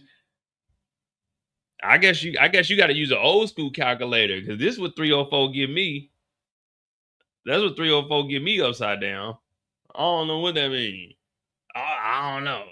Yeah, I grew up with ladies. You know what I mean? I don't know what a 304 is. They were like, Mo, look at the room 304. I said, I know what a hoe is. I don't know what a 304 is. I know what 305 is. 305 is Miami. I'm like 304. I'm looking up. What is the zip code? What zip code is 304?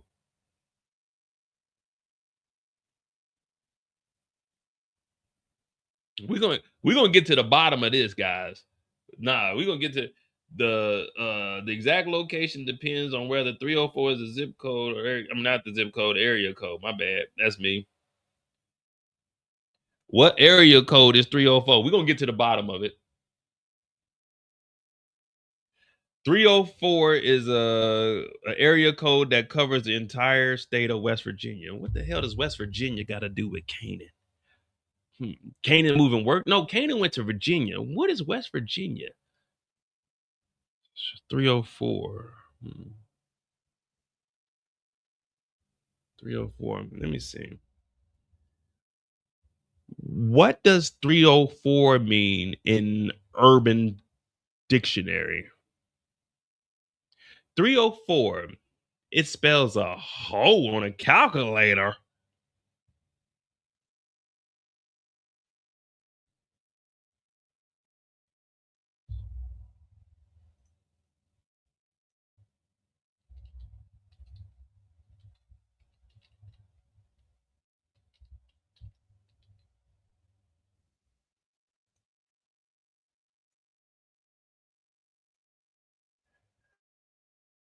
We got to get to the bottom.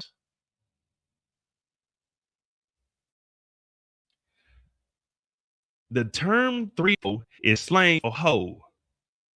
What?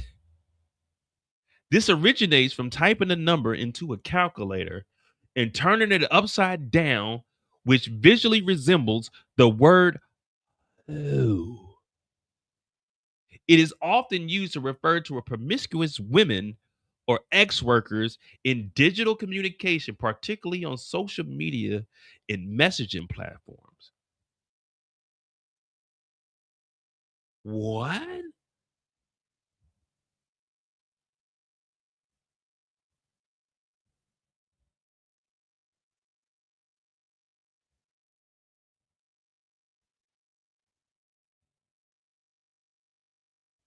The term 304 is slang for hoe. It originates from typing the number into a calculator and turning it up. Why would you turn a calculator upside down? Why would you what?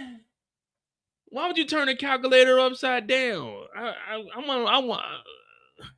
I'm not dyslexic. I can't read an upside down calculator. 304 means hoe. I thought they were just selling cat. I thought they were selling cat. Where did this hoe stuff come from? Are they saying that Kanan's a hoe?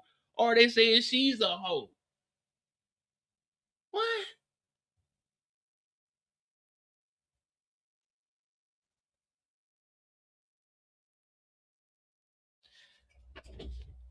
That don't look like hoe. That look like 403. 40. Well, that foe don't look like no O. Let me see something. Let me see something. Let me rotate this real quick. Oh, that's what they mean. H O oh oh. Ah ha ha. We got it, guys. This is what they mean. Hey, y'all, 304 mean hoe.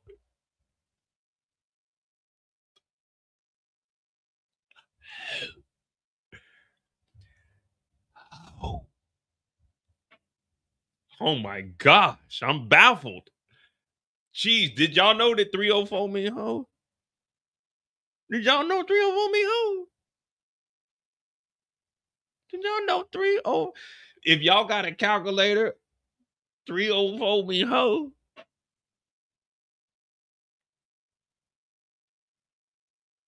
Y'all see that?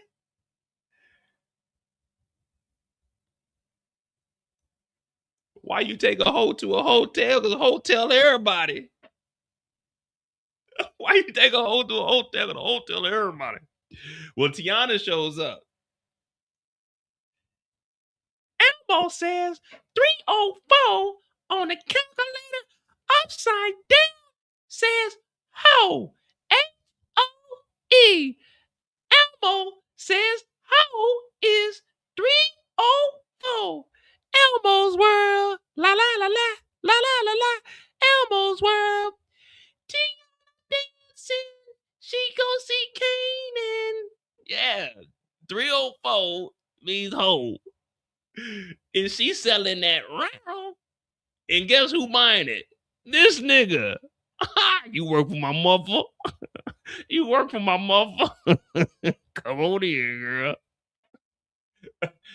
You work for my mother.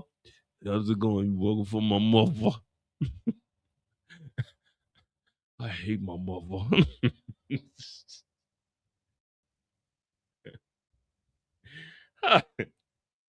And that's Kanan's story, man. There we go, man. Raising Kanan. Raising Kanan, episode 3, man.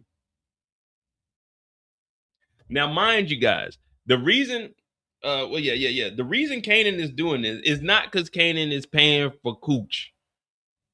Yeah, that's what this is for. But the reason Kanan's calling her over there is because Stefano gave him the information about what Rock is doing. Stefano knows that Rock is working with Flossie and Pino, so he knows that they're moving the girls.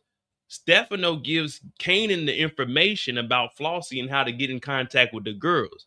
Kanan is calling her up to bring her through. Now, if you watch the trailer, you see Kanan talking to her, and you see the girls getting robbed. That's because Kanan now knows the operation, and he wants to try to fuck up what Rock has because of Stefano. And then once they find out that the drive-by happened and it was because of Rock, all of this is going to make sense. So it's not that Kanan, he's definitely probably going to smash, but he's going to get her on his side because he's going to be like, look, I can provide you way more money than what they can get you. All you got to do is tell me the drops, tell me where the girls are going, and we can steal the product from them, and we can get that money. So Kanan is just using this as a piece of the puzzle to effectively try to go at Rock. Just like she shot up the block, that's what this is for. Of course, he probably paid, he probably got some of that too, and we knew what 304 was. That's why I made sure I got that screenshot. But hit that like button, hit that subscribe button. We off the clock. That is Kanan. Tiana done pulled up on the boy, man. Tiana done pulled up on the boy. I told you, ain't nothing worse than a young nigga getting money.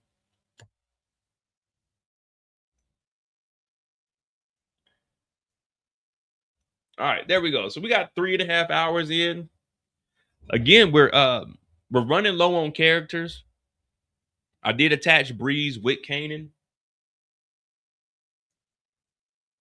What did we say? We're gonna go look at the trailer. So yeah, we're gonna go look back and see if Breeze comes back. I know somebody was in here last week talking about, yeah, man, if Unique come back, you're gonna delete this video. I'm like, I'm not deleting nothing, nigga. We knew Unique was coming. Well, we knew Unique was gonna be at the grave. If he come back, I don't give a damn. Let me see.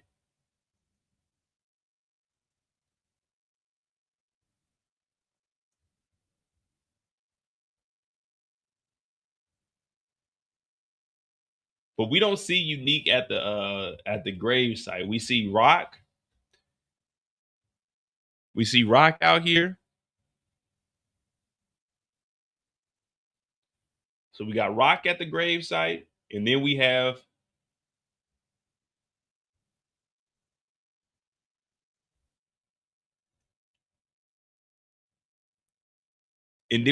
Marvin out at the grave site.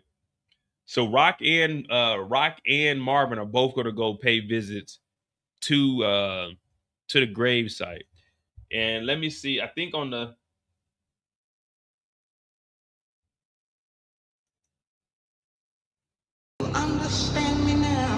If you didn't hate me before, you gonna hate me now. When you hustling, you ain't thinking about nobody but you. You do this shit long enough, lies become the truth. Understand me now. If you didn't hate me before, you gonna hate me now. When you hustling, you ain't thinking about So we know Bree's gonna give Kanan a gun eventually. nobody but you. Oh, wait. This ain't the cut up trailer. This shit gonna probably get flagged. Hold on, give me a second. We'll scrub through it. I thought this is the one I cut up.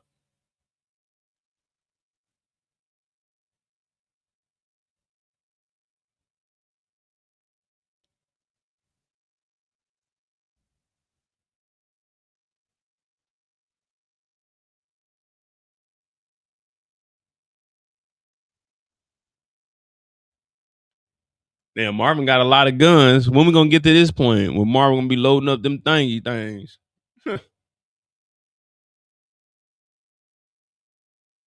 Marvin shooting through a door. Marvin whooping on Kanan. We did a video about that. I'll probably do another one.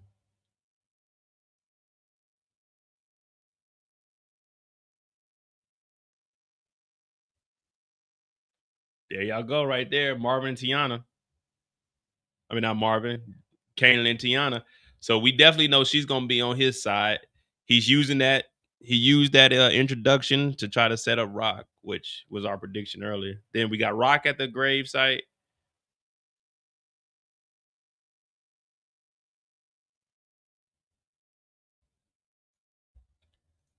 And then let me see.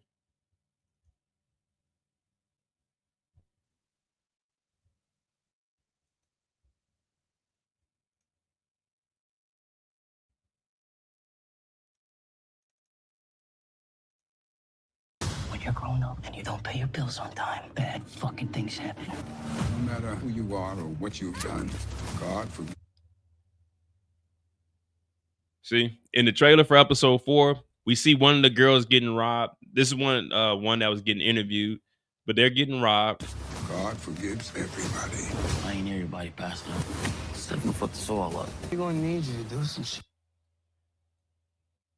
There go Tiana, and you hear Kanan telling her, "I'm gonna need you to do some shit." We're gonna need you to do some shit. No matter where the fuck I am.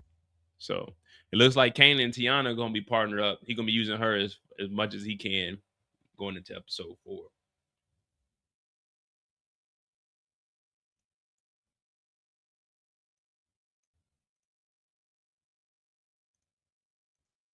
But yeah, I mean, shit. Good times, man. Good times.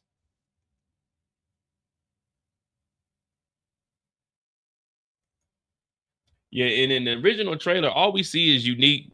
We see the scene where Unique talks to Kanan about living with family, can't live without him. When he wanted to partner up with Kanan, we got him hugging Jerome when they were up in the woods before he made the decision to leave. Him talking to Kanan again, and then him standing in the street when Pernessa and Jerome drove off. So that's the only times we seen Unique in the trailer, well, in the original trailer.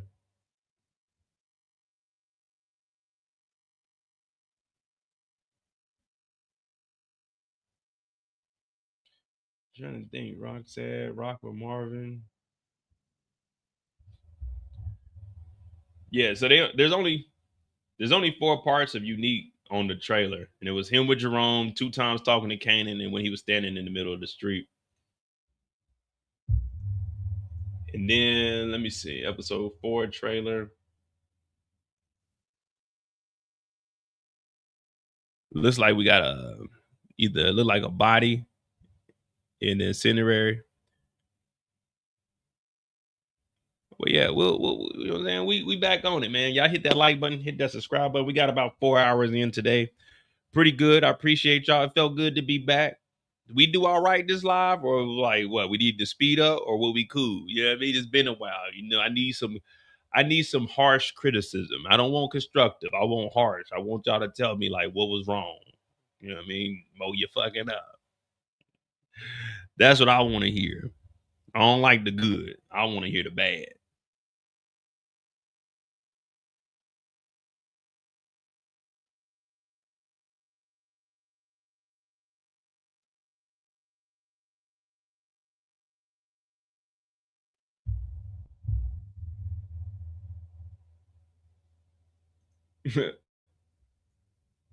Man, they got my boy up out of here, man. Yeah, you hear that? If you ever come back, we'll kill ya! That's what Detective Garcia told Jukebox. You don't pay that money. But yeah, let me get out of here, y'all. It is 6:15 in the morning. We got 4 hours in. Did the live at 2:30. You know, that sun's about to come up. It's time for me to go back in hibernation because I know when I wake up, I'm about to be extremely pissed off and hot. But I appreciate you guys. I love y'all, seriously. Thank y'all for tuning in. Thank y'all for sticking around. Hit that like button, hit that subscribe button. We try to get to 60,000 subscribers. Well, we won't have a break because Power is going to run right into Fightland, and then the finale of Power is going to come on, like I think episode 2 of Fightland. So we're going to run straight through that. And then right after Fightland goes off, we got the drop, the Snowfall spinoff. We got that. And then I think P Valley going to drop. And we're going to have we got a nice little run going. But in November, I'm going to be streaming Grand Theft Auto. I'm sorry, guys. I'm going to need me some me time, but I'll be streaming it and I'll be telling y'all stories while I play the game. But definitely staying hydrated. Y'all hit that like button, hit that subscribe button. I'll have the recap up tomorrow, and I'm going to try to do some videos. I'll probably do a live driving to Frankfurt. But if it's too high, I probably just ain't going to go. Love y'all. Hit that like button, hit that subscribe button. Y'all, thanks for watching. Remember, don't drink and drive. Always have a plan. Remember, you can run, but you can't hide.